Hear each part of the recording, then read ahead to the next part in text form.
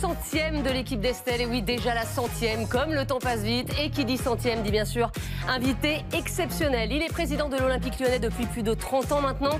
Il est l'un des hommes forts, si ce n'est l'homme fort du football français. Jean-Michel Aulas est l'invité de l'équipe d'Estelle ce soir. Bonsoir Jean-Michel. Bonsoir Estelle. Merci d'être venu. C'est un plaisir. Et c'est une bonne semaine pour vous, hein, Jean-Michel. Ouais. On va en parler. Victoire face à Monaco, victoire face au Paris Saint-Germain. Tout va bien. Tout va... Enfin, jusqu'ici. Très bien. D'accord, écoutez. On va essayer de passer une heure très sympa avec vous. Bien sûr, il y aura toute la bande. Flo Gazan. Salut Estelle, bonne 100e par avance. Mais oui. Alors Flo Gazan, c'est un peu la touche humour de cette émission. Voilà. On a également un homme que vous connaissez bien, c'est Raymond Domenech. Il a été entraîneur de l'Olympique Lyonnais de 1988 à 1993. Et vous avez passé des bons moments tous les deux. On a retrouvé une petite photo. Alors je ne sais pas ce que vous fêtiez, mais regardez cette petite photo. Voilà. Un bon look. C'était où? C'était à Fourvière. C'est Fourvière. C'est à Fourvière. On avait fait le pari. Pour la Bernard montée. qui nous a fait ça. Voilà. Le pari de ce champ. Oui. Le champ vous va ravir tous les deux. Ceci étant, ça c'est l'arrivée. Oui. Ce qu'il faut savoir, c'est qu'on est parti en courant de Gerland pour monter à Fourvière. Oui. C'est 5 km et ça monte comme ça. Aujourd'hui, il faut partir de Dessines, c'est plus loin. Hein. Alors moi je, moi je bois de l'eau pour récupérer, mais manifestement vous aviez une autre méthode. Jean-Michel, Bertrand Latour, l'enfant terrible de cette émission, est avec nous. Salut Bertrand. Mais bonsoir tout le monde. Qu'est-ce que c'est que ces petits boutons qui brillent? C'est la sobriété. Ah oui, vous parlez. Dave Apadou, salut Dave. Bonsoir Estelle. Et puis il y a bien sûr l'homme des tableaux, l'homme des résumés, il fait tout dans cette émission. C'est Raphaël Sebaoun. À la une de l'équipe d'Estelle ce soir, victoire face au PSG dimanche, face à Monaco hier. L'OL est-il la meilleure équipe française actuellement? Que manque-t-il à Lyon pour devenir un grand d'Europe? Peut-être rien d'ailleurs. Fekir, Aouar et Ndombele seront-ils toujours lyonnais à la fin de la saison? Il impressionne les uns, agace les autres. En tout cas, il ne laisse personne indifférent. Jean-Michel Aulas en fait-il trop? On en débattra avec lui ce soir. Le Real éliminé de la Coupe d'Espagne hier. Zizou est-il le principal responsable de la saison catastrophique de son club? Cavani muet lors de la victoire du PSG face à Guingamp. Le record de Zlatan perturbe-t-il l'Uruguayen? On va débattre de tous ces sujets avec Jean-Michel Aulas, avec toute la bande. Il y aura également pas mal de séquences. On reverra vos meilleurs tweets, Jean-Michel.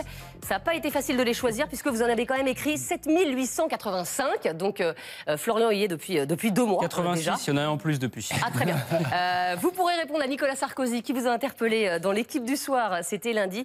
Et puis on aura le courrier vous fait. En fait, vous nous direz comment vous auriez pu gérer certaines situations du football français, le penalty gate, l'affaire de la sextape ou encore le bus de Naïsna. Voilà, ce sera dans quelques minutes. Mais on va commencer avec le terrain, la victoire de l'Olympique Lyonnais hier face à Monaco. 3-2, qualification pour les 8e de finale de Coupe de France. Et on va revoir les buts, Estelle, et donc cette victoire de l'Olympique Lyonnais face à Monaco. C'est l'ASM qui avait ouvert la marque par Jovetic dès la 13e minute. L'égalisation à la 21e minute de Bertrand Traoré pour son retour. L'enchaînement de l'attaquant de l'Olympique Lyonnais. La 25e minute, Lyon va prendre l'avantage. Après cette barre transversale, Mariano Diaz récupère et marque le but du 2-1. Le but du 3-1 avec le doublé de Mariano Diaz de la tête. Et puis le but de Ronny Lopez pour Monaco. Victoire de Lyon 3-2. Voilà, belle semaine pour l'Olympique Lyonnais. Alors Lyon, est-il la meilleure équipe française actuellement? Montrez-moi vos réponses sur vos bulles. Devant Jean-Michel Aulas, faites attention. Ouais, meilleure équipe, non. Meilleur collectif, oui. Pour Flo qui essaie de faire l'anguille. Non pour Raymond Domenech. Non pour Bertrand Latour. Oui pour Dave Apadou. Oh ouais. Non pour Jean-Michel Aulas. Et non pour Raphaël Sebaoun. Alors là, Jean-Michel, vous m'étonnez. C'est décevant. Non, je suis superstitieux et comme vous savez bien qu'il y avait un truc. Celui qui m'a appris le football, c'est Raymond. J'ai regardé ce qu'il avait mis, il a mis non, donc j'ai fait pareil. Non mais est-ce que, franchement, vous avez 8 points de retard là sur le PSG. Est-ce que vous pensez quand même un petit peu au titre, allez, en vous rasant le matin? Non, pas du tout. Non, c'est un exploit d'avoir battu le Paris Saint-Germain parce que l'équipe est bonne. Bruno fait un parcours fantastique. On a un stade qui permet les exploits, mais sur la durée du championnat, Paris est infiniment plus fort. Mais c'est un peu dommage parce que c'est vrai que vous aviez assez mal démarré le championnat, vous étiez critiqué. Bruno Genesio était très critiqué, certains demandaient sa démission. Aujourd'hui, vous êtes 2e, vous avez un football flamboyant. Est-ce que vous ne regrettez pas justement ces petits couacs du début? Il n'y a pas eu beaucoup de couacs, puisqu'on a simplement 2 défaites depuis le début du championnat. Il y a eu des matchs non réussis, mais sur beaucoup de faits de jeu. Je pense à Bordeaux, on a joué à 10 contre 11, on menait 3-1. Il Ouais, 3-3. à Angers après, mais le premier, ça a été Bordeaux. Il y a eu 3-3 face à Dijon aussi. Voilà. Donc, bon, ce sont des fêtes de jeu qui, à un moment donné, tournent dans le bon sens. Souvent, on remarque quand ça tourne dans le bon sens pour l'Olympique Lyonnais. Et puis, des fois, ça tourne dans le mauvais sens. Donc là, il faut avoir un peu d'expérience et puis protéger son entraîneur et se baser sur les valeurs et sur ce qui va se passer. Et ce qui s'est passé après, c'est plutôt pas mal. David Badou, pour vous, Lyon est la meilleure équipe française actuellement? Oui, évidemment, c'est une façon de répondre à...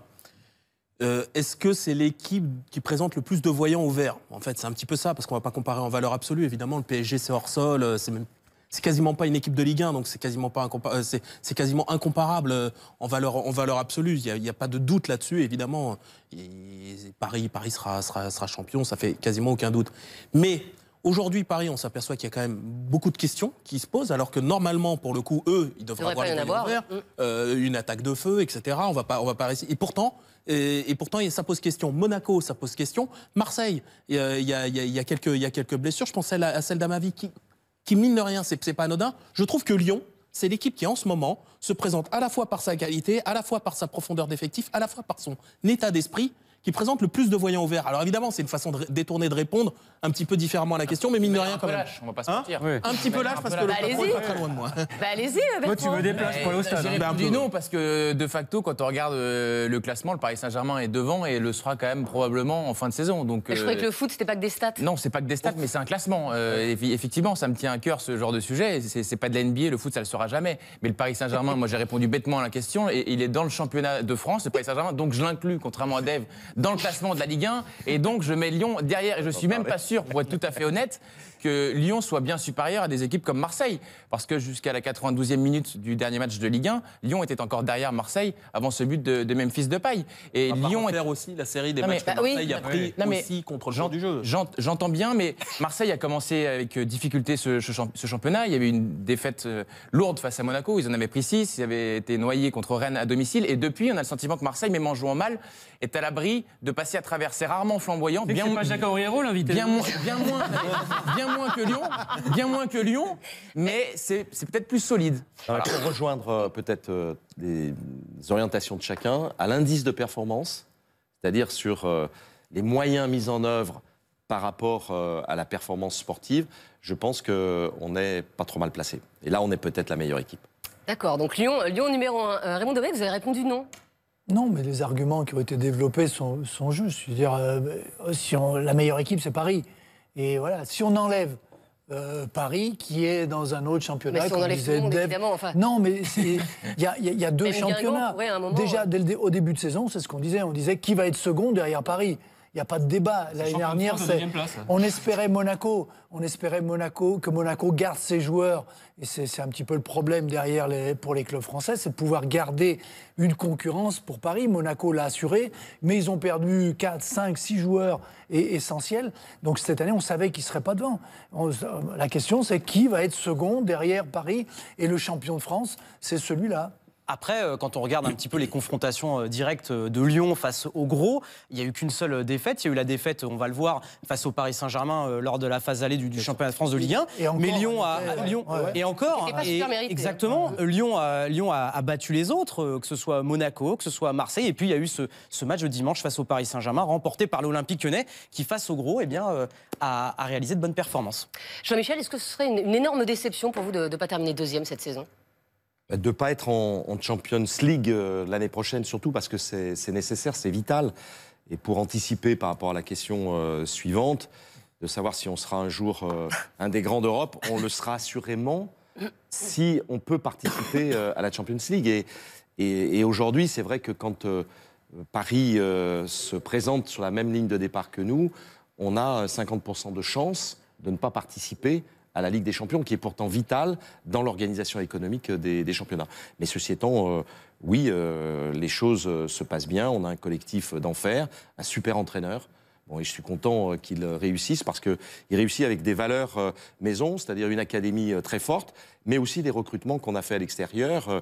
Bon, il y avait hier à Monaco la personne avec qui j'avais discuté à Chelsea, qui est maintenant directeur sportif de Monaco, pour l'arrivée de Benjamin Traoré. Bon, Mariano, Benjamin Traoré et Ndombele. Donc Bertrand, je crois, il s'appelle. Oui, c'est ça, exactement. Mike. Je suis en train de me dire, tiens, il me dit rien ce joueur. Un mélange de Benjamin Mendy et de Bertrand Traoré. C'est pas mal. Raphaël, est-ce qu'on peut voir les recrues justement de Lyon depuis l'intersaison? Alors les principales arrivées, vous les avez déjà un petit peu résumées, Monsieur le Président. Ndombele, voilà, qui est arrivé voilà, pour 11 millions d'euros. Il y a eu beaucoup de jeunes, hein, parce que quand on regarde l'âge de tous ces joueurs, c'est des joueurs, à part Marcelo, eh bien, qui ont moins de 23 ans. Il y a eu l'arrivée de Bertrand Traoré, de Mariano Diaz, de Marcelo, qui a stabilisé la défense. Et puis sur les côtés, on n'a pas mis Marsal, l'arrivée de Ferland Mendy ou encore de Kenny Tété. Après, la question qui se pose sur le mercato, c'est est-ce que Fekir, est-ce qu'Ndombele, est-ce qu'Aouar seront encore lyonnais la saison prochaine, Président?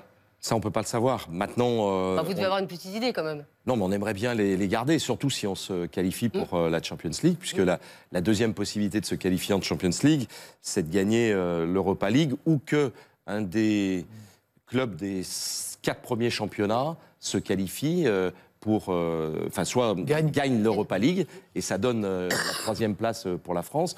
Donc voilà, si on se qualifie pour la Champions League, et c'est vraiment l'objectif, on va tout faire pour les garder. Maintenant, on sait bien qu'on est dans une économie qui est absolument exponentielle en termes de tarifs, et si les offres ne nous permettent pas de les garder, on essaiera de les vendre le plus cher possible. Mais ceci étant, ce serait un drame pour nous, parce que ce sont des joueurs formidables, et avec un état d'esprit, une ADN OL, qui est tout à fait particulière. Mais la barre, par exemple, pour Fekir, concrètement, à partir de combien vous dites je peux plus le garder? Est-ce que c'est 50 millions? Est-ce que c'est 100 millions? Les transferts en ce moment, c'est exponentiel. Est-ce que vous êtes fixé quand même un chiffre quelque part? Non, vous savez, le club est dirigé de manière collective, et c'est le conseil d'administration qui décide. Oui, très bien. Oui, c'est une petite langue de bois, là. Après, il faut faire des équipes, savoir oui, j'essaie. En fonction des possibilités de changer, qui on peut remplacer avec le montant de celui qu'on perd, qui sera du même niveau. C'est toujours ça. On vend quelqu'un, si on le vend 20 millions et qu'on rachète quelqu'un...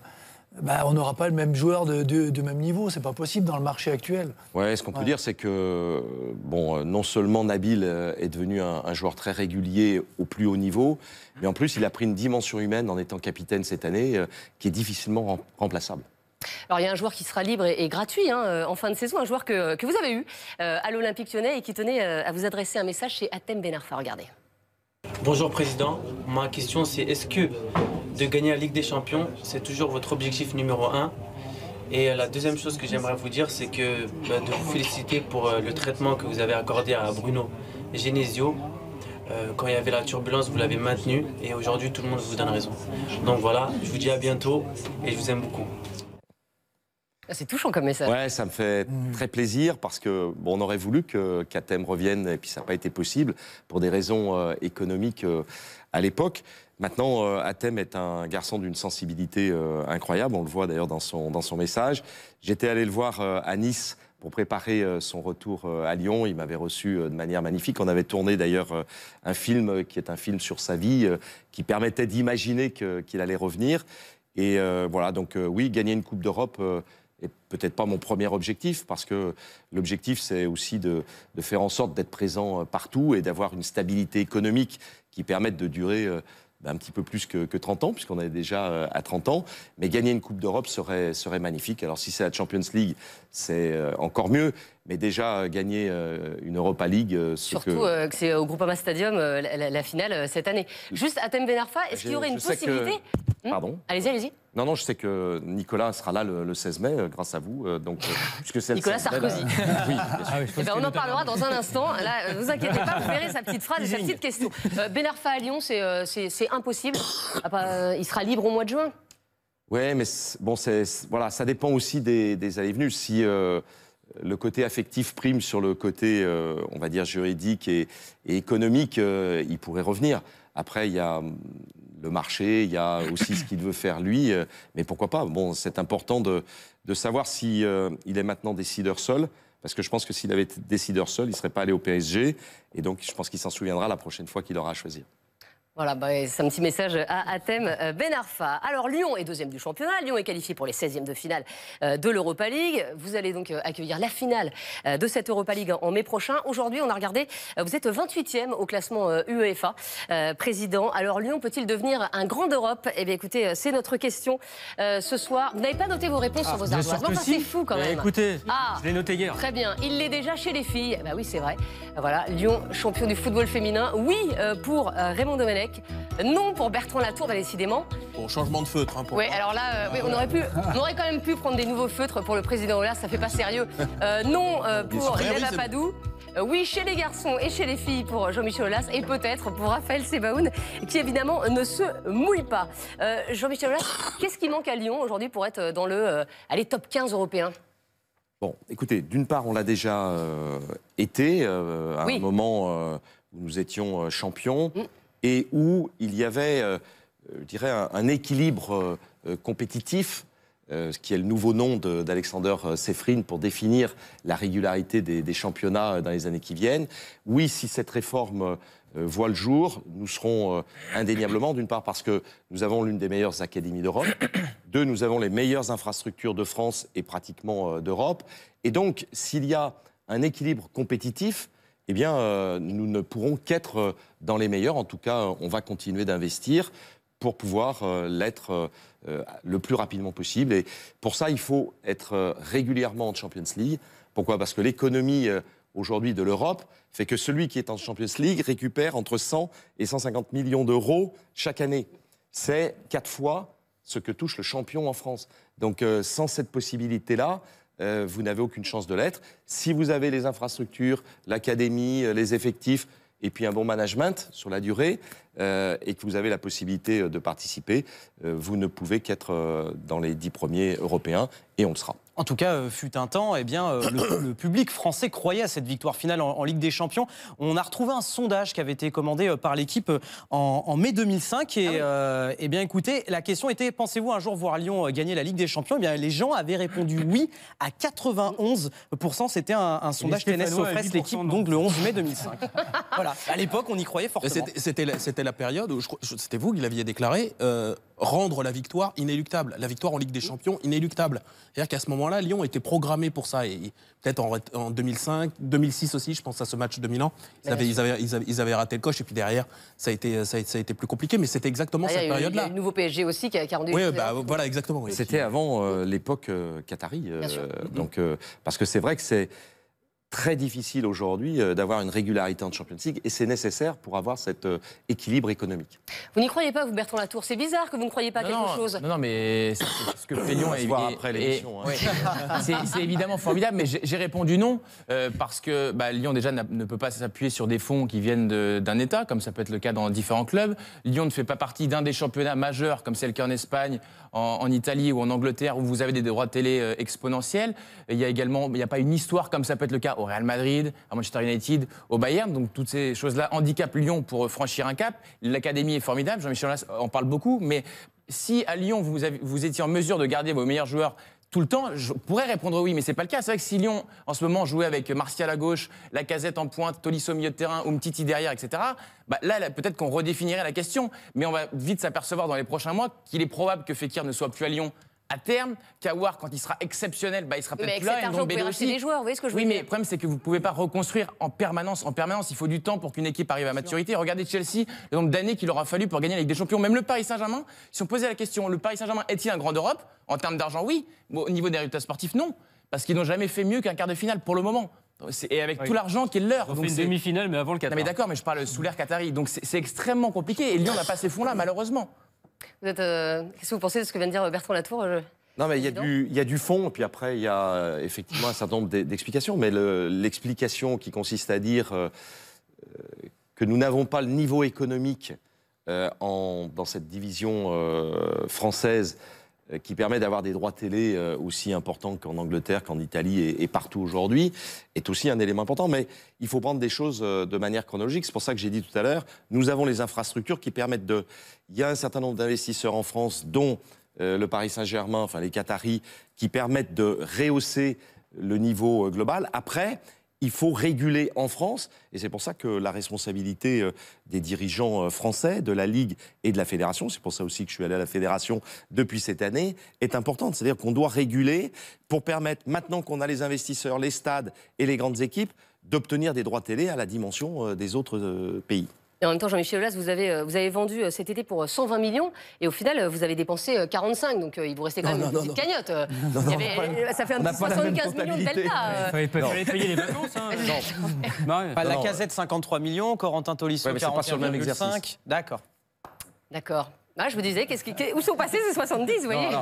Moi, mon alchimie des chiffres, elle est la suivante. C'est grosso modo ressources sur l'exercice 2016-2017. 90 millions, investissement 70 millions, plus 15 millions dans le centre et l'académie, plus 10 millions dans l'équipe féminine. Donc on y est.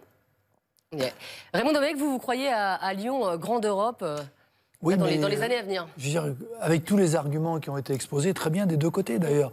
Mais c'est vrai que quand on voit l'évolution de ce club, où il est parti et où il est maintenant, le stade, l'infrastructure, l'académie, il y a tout comme dans les grands clubs pour pouvoir réussir. Après, c'est un problème, c'est ce qu'on disait tout à l'heure, un problème économique, les droits télé qui sont supérieurs ailleurs.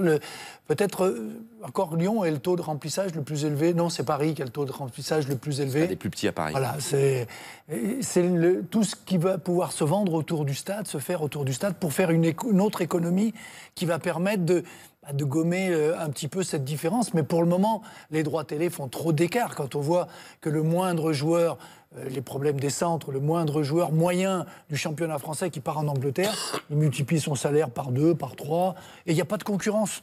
Donc pour le moment, tant qu'on est là, ça sera compliqué. En tout cas, on espère. En tout cas, Président, le modèle lyonnais fait l'admiration de plein d'acteurs du football, même des anciens Stéphanois. On a notamment Christophe Galtier, ex-entraîneur de Saint-Étienne, aujourd'hui à Lille, qui voulait vous adresser un message. Regardez. Ce que je pense de M. Jean-Michel Aulas. J'ai beaucoup d'admiration pour M. Aulas, de ce qu'il a fait de son club, un des plus grands clubs français, un club européen depuis plus de 20 ans, je crois. Et pour ne rien vous cacher, je lui ai envoyé même un message, je crois lundi, pour le féliciter, de la prestation de son équipe, de son staff technique, mais aussi de cette ambiance extraordinaire qu'il y a eu dans ce magnifique stade. Et ça, je sais que c'est un aboutissement pour lui. Et donc, voilà, je lui ai envoyé donc ce message. Donc j'ai beaucoup d'admiration pour lui et beaucoup de considération et surtout beaucoup de respect. Mais les gens sont sympas, hein, vous avez vu? Non, mais c'est vrai que Christophe est un formidable entraîneur. Le challenge qu'il prend d'ailleurs en retournant à Lille dans une situation qui est difficile, qui est compliquée, démontre sa pugnacité. Et puis il a été entraîneur adjoint de l'Olympique Lyonnais, le dernier doublé. Avec Alain Perrin. Avec Alain Perrin, voilà. Donc, et on a gardé d'une manière générale avec tous les anciens entraîneurs, comme les anciens joueurs, la plupart du temps, pratiquement l'intégralité du temps, des relations qui sont des relations extrêmement bonnes quand les gens sont compétents. Et souvent, on a à Lyon des gens compétents. Vous avez gardé son message ou vous l'avez effacé? Non, je l'ai gardé. Et je lui ai répondu. Juste concernant les entraîneurs, Jean-Michel Aulas, Bruno Genesio sera entraîneur de Lyon la saison prochaine? Ah oui, indéniablement.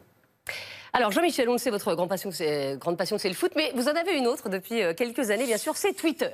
Et Flo Gazan a fait un petit tour d'horizon de votre grande activité du boulot, sur les réseaux sociaux. C'est la Story Foot, c'est parti. Oui, Jean-Michel, on le sait, vous êtes le plus geek des présidents de clubs de foot au monde. Vous maîtrisez Twitter à la perfection quand vos collègues de Ligue 1 ont encore essayé de brancher leur Minitel, 3615 les ringards. Votre compte Twitter est suivi par plus de 450 000 personnes, de quoi remplir quasiment 8 Groupama Stadium. C'est con que vous ne fassiez pas payer l'accès à votre Twitter. On note le choix de votre photo de profil, on va la voir, prise à Rio de Janeiro, si je ne m'abuse. Bah ouais, moi aussi je voyage. Alors, on regarde les baskets, les lunettes de soleil, le petit pull sur les épaules, hashtag décontracte, hashtag Koulos, hashtag wesh ma gueule. Jean-Michel, le Jones, le gars qui move son body en discothèque, on a des images, regardez. Voilà. Ah, bon. On sent bien que vous avez plus le sens des affaires que celui du rythme. Indéniablement. Jean-Michel, vous êtes donc inscrit depuis septembre 2011 sur Twitter. Ça fait quand même plus de quasiment 7 ans. Et j'ai compris pourquoi cette date de septembre 2011, vous aviez besoin de passer vos nerfs. L'OL était alors classé 18e de Ligue 1. J'ai regardé. Premier relégable après un mois de septembre épouvantable. 1 nul et 2 défaites, dont une à domicile contre Saint-Etienne. Donc là, il fallait faire quelque chose. Sur Twitter, vous suivez plein de gens, notamment, alors bizarrement, Kim Kardashian. Voilà. Vous la suivez sur Twitter. Alors, je sais pas pourquoi. Apparemment, Info ou Intox s'est fait, ça aurait servi de modèle pour créer le Groupama Stadium. C'est vrai qu'il y a quelque chose, indéniablement. Depuis la création de votre compte Twitter, vous avez posté 7886 tweets, ce qui fait, j'ai calculé une moyenne de quasiment 4 tweets par jour, Jean-Michel, et vous arrivez aussi à bosser. Bon, alors par contre, il faut en parler sur Twitter, votre point fort, c'est pas l'orthographe. Un petit exemple qu'on a retrouvé sur vos plus de 7000 tweets, regardez, ce tweet de Jean-Michel. Quel manque de respect, maîtrise je suis de mes supporters, de mes joueurs de Brno. Voilà. Donc, où la touche E de votre téléphone ne marche pas, où il y a un souci. Vous avez quand même fait autant de fautes en un tweet que Nagui et Fekir ont subi en un match. Bon, ça ne vous a pas empêché de rentrer dans la légende, évidemment, de Twitter, notamment grâce à ce tweet adressé à des supporters stéphanois en février 2015. Voilà, un classique de Jean-Michel, un indémodable. Ils étaient à 10 points, je crois. Vous savez à combien de points ils sont, les Verts, actuellement, Jean-Michel, vous surveillez? Non. 25. 25 points. Vous tweetez, mais vous postez aussi des photos, Jean-Michel, de vos rencontres avec des stars du showbiz, par exemple will.i.am, Christophe Maé, et encore mieux, Claude Barzotti, quand même. Le chanteur du Rital, la chanson préférée d'Estelle et de Raymond depuis la finale de la Coupe du Monde 2006. Vous avez même, Jean-Michel, rencontré le Père Noël. Si, le Père Noël. On va voir la photo. À qui vous avez demandé un seul cadeau, trouver un club même en Laponie qui vous achète Clément Grenier. Pour taquiner le PSG, vous avez aussi posé avec un ultra barcelonais. Ça va pas très sympa. En fait, c'est presque 8000 tweets, cher Jean-Michel, pour une chose. Vous avez eu Umtiti, Cassapa, Chris, Raymond Domenech, mais c'est vous qui restez quand même le meilleur défenseur de l'OL. Un défenseur avec un grand cœur en plus, comme celui que vous avez posté pour la nouvelle année. Regardez, c'est très beau. Vous étiez à Saint-Barth. Oh, Johnny aussi, mais il n'était pas dispo.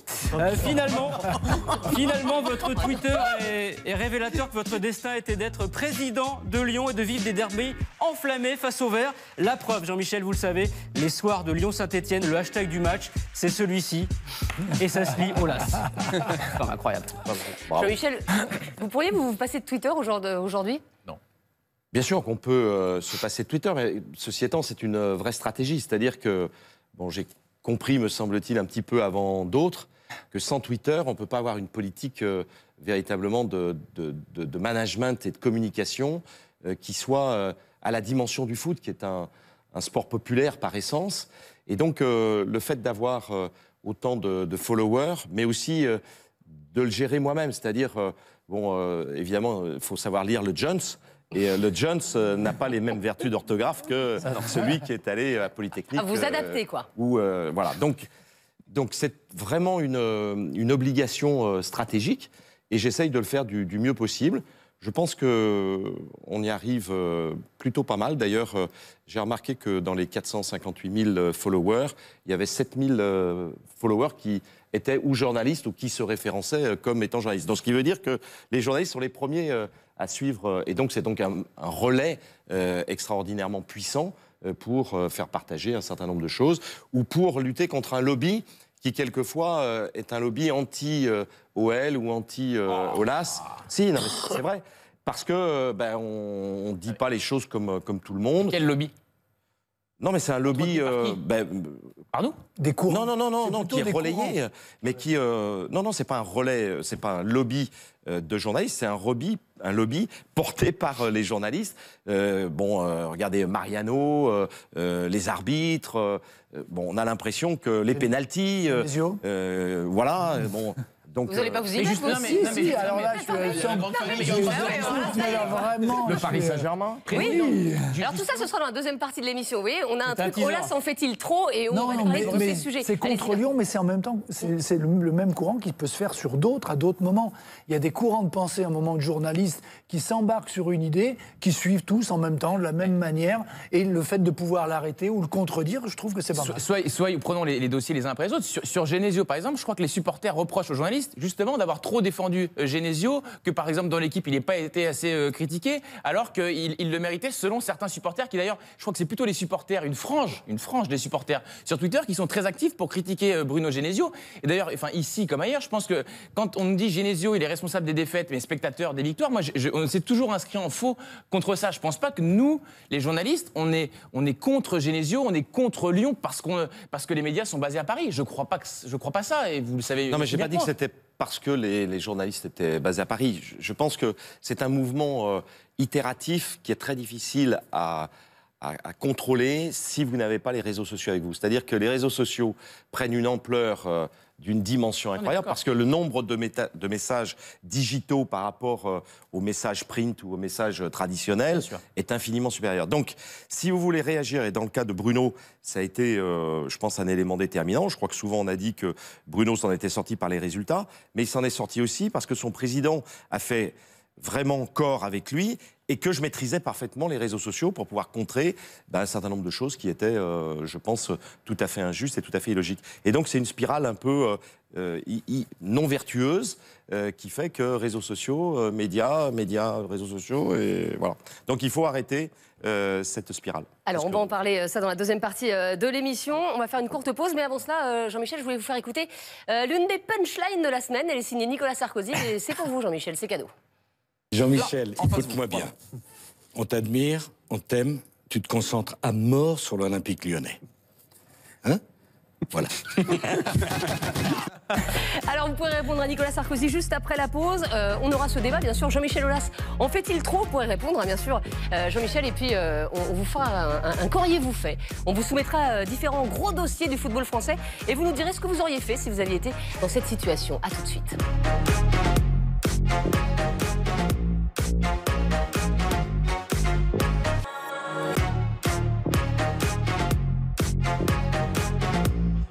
On est de retour sur le plateau de l'équipe d'Estelle. C'est la 100e ce soir avec un invité exceptionnel. C'est Jean-Michel Aulas qui est en train de nous donner une leçon de réseaux sociaux. Alors là, cours magistral, effectivement, c'est impressionnant. Un cours magistral, mais tout à fait. Bertrand Latour. Alors, Jean-Michel Aulas, vous êtes ici, bien sûr, sur le plateau de la chaîne L'équipe. Et entre l'équipe et vous, c'est une longue histoire qui a été parfois mouvementée. Vous avez fait, Jean-Michel Aulas, 16 fois la une de l'équipe et Raphaël Sebaoun a retrouvé les plus marquantes, Raphaël. C'est gentil au moins. Exactement. Alors certaines oui, certaines non. Enfin, en tout cas, vous avez souvent fait la une de l'équipe par rapport aux positions que vous avez pu prendre et aux critiques que vous avez pu émettre. Vous ouvrez des débats que certains trouvent judicieux et que d'autres estiment où vous allez tout simplement trop loin. Ce qui fut le cas pour cette une du 5 mai 2015. Je ne sais pas si vous vous en souvenez. Et ce surnom de pompier pyromane. Voilà, c'était la une du 5 janvier 2015. Alors, on est aussi, voilà, en tout cas, les unes de l'équipe sont aussi gentilles. Il y a 10 ans, vous étiez élu le meilleur président de Ligue 1. L'équipe avait noté les présidents et vous l'aviez emporté haut la main.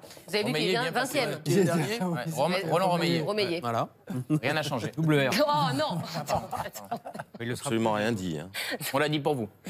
Alors vous avez aussi partagé la une de l'équipe avec un ancien sélectionneur qui est autour de la table. C'était en février 2016 au centre du débat. 2006, c'était Eric Abidal qui lui voulait jouer contre la Slovaquie et vous n'étiez pas d'accord avec le choix de Eric Abidal et puis le staff de l'équipe de France. Raymond, vous vous souvenez de ça? Non, je m'en souvenais même pas. Super. Personne s'en souvient, bizarrement. Plus personne s'en souvient. Non. Pourtant, c'était votre bonne année, c'était 2006. C'était évident, les joueurs choisissent toujours la sélection. Il n'y a pas de débat. Enfin, écoutez, manifestement, il y en avait. Vous aviez parlé d'instrumentalisation du staff de l'équipe de France qui avait influencé Eric Abidal, non? Ça vous dit rien? Non, c'était pas quand on devait aller en Slovaquie. En Guadeloupe. Moi, je pense que j'ai un souvenir, effectivement. C'est un déplacement, alors je ne sais plus si c'était en Guadeloupe ou en Martinique, qui se faisait entre deux matchs de championnat, donc ce qui posait évidemment un problème. Bon, On a payé quelquefois de lourds tributs, que ce soit avec l'équipe masculine ou féminine, avec des blessures en équipe de France sur des matchs, on va dire, amicaux entre... donc voilà, mais je me souviens pas. En plus, je m'entends plutôt bien avec Raymond. Non, c'était plus avec Gérard. Ouais. C'était plus Gérard qui avait fait des problèmes sur Gérard Rouillet à ce moment-là. Écoutez, on a retrouvé cette une, en tout cas ça fait partie des 16. Voilà, exactement. Alors la une la plus récente avec vous, Président, c'était au mois de septembre dernier avec le déplacement de Lyon à Paris. Suite à vos propos sur le Paris Saint-Germain, vous n'étiez pas le bienvenu au Parc des Princes. Alors vous avez fait, Estelle l'a dit, la une 16 fois de l'équipe, mais vous l'avez également faite par l'intermédiaire d'autres personnes, comme en décembre 2012. Vous aviez dénoncé le comportement violent d'Ibrahimovic lors du match face au PSG. Leonardo, qui était le directeur sportif du Paris Saint-Germain, avait répondu « Olas, il est qui pour juger ?» Alors on sent quand même, Jean-Michel Aulas, que vous pouvez parfois susciter une certaine crispation chez certains acteurs du football. Il faut dire que vous n'hésitez pas à remettre en place quiconque s'en prend à votre club, que ce soit vos adversaires, vos collègues ou parfois les arbitres. Et on vous a préparé un florilège de vos déclarations les plus fracassantes de ces derniers mois. Regardez.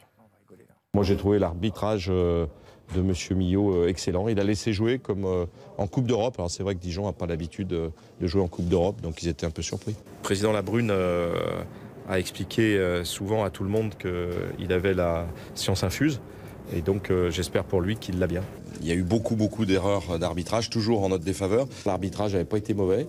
Et il faut le dire, parce qu'on fait souvent des procès d'intention aux arbitres, alors qu'en fait, on voit qu'ils progressent. Je repense à ce match de championnat de cette année, celui de l'année dernière. Et il y a toujours une erreur contre nous. Je pense qu'il faut les laisser un peu tranquilles de temps en temps, mais elle est toujours dans le même sens. Donc voilà, souvent quand c'est à Paris, d'ailleurs, vous avez la chance d'avoir du pétrole et du gaz sous les pieds et vous pouvez vous payer tout ce que vous voulez. Ou vous ne les avez pas et dans ce cas-là vous êtes obligé de combattre pied à pied. L'équipe aurait pas dû publier un article aussi méchant, donc j'ai été blessé. Ce sont des propos irresponsables. J'ai dit à Vincent Labrune que c'était un guignol. Non, mais heureusement que vous êtes là pour nous. Enfin, franchement, ça nous fait plein de débats. Vous nourrissez nos débats à longueur de semaine. Ça, c'est formidable. Ouais, et d'ailleurs, mon directeur marketing en partant m'a dit... il a valorisé en fait l'image que je procurais à l'équipe tous les jours et à longueur d'année. Et ça représente effectivement une valorisation incroyable. Donc c'est pour ça que je suis vraiment heureux d'être récompensé ici en ayant cet accueil aussi sympathique. Voilà. Alors ceci étant, non, je n'en fais pas trop. Je pense que je défends les intérêts de mon club. Je milite à la FIFA, à l'UEFA, à l'ECA, où j'ai un certain nombre de postes de représentation, et toujours avec une vision qui est une vision, je l'espère, moderne du football, où aussi cet équilibre compétitif dont nous parlions tout à l'heure peut permettre en fait, à ceux qui investissent vraiment eh bien de pouvoir participer à une compétition qui est très rémunératrice. Alors après, les arbitres, vous savez, bon, moi je crois que j'ai fait, en tant que président, près de 1900 matchs en 30 ans, donc tant chez les garçons que chez les filles. Et depuis 10 ans, j'essaye de faire en sorte d'avoir plutôt de l'humour pour prêter un certain nombre de réalisations aux arbitres ou à mes collègues. Voilà, maintenant, c'est toujours avec l'objectif de défendre le club, de défendre le football. Et c'est vrai que depuis cette année où j'ai la chance de participer à la fédération, on voit un monde amateur extrêmement proche, je dirais, des idées que j'essaye de développer, d'équité, de liberté, d'indépendance. Et donc voilà, donc c'est une manière d'être, mais qui est plutôt valorisante, je pense, pour le football d'en bas, que pour le football d'en haut, alors qu'on me prête plutôt des références dans le football d'en haut. Moi, je vais rebondir, Dave. Mais non, parce que je suis pas, pour une fois, je suis pas d'accord. Je suis pas d'accord sur le fait que ce soit une façon moderne d'incarner la présidence. Pour le coup, moi, je trouve que c'est une façon dépassée. C'est-à-dire que pour moi, non, mais je dis cette façon. Mais non, mais je parle pas de l'œuvre, je parle pas de. Toi, tu vas te prendre un tweet. Je parle pas de la construction de l'OL, de ses structures, etc. On a fait le tour et évidemment que c'est formidable. Là, je parle et vraiment sur ce sujet-là. Je trouve que là, pour le coup, ça nous renvoie à une façon d'incarner la présidence, mais des années Tapie, Bèze, Loulou Nicolin, etc. Mais des gens d'une époque où c'était presque des passes d'armes, presque individuelles, personnelles. Je trouve qu'aujourd'hui, la modernité, Moi, je ne vois pas le président de Manchester United allumer en direct le président d'Arsenal. Tu le connais pas. Oui, parce que c'est des structures différentes. Mais Florentino Pérez, je ne le vois pas faire des déclarations à l'emporte-pièce comme ça. Non, pas comme ça.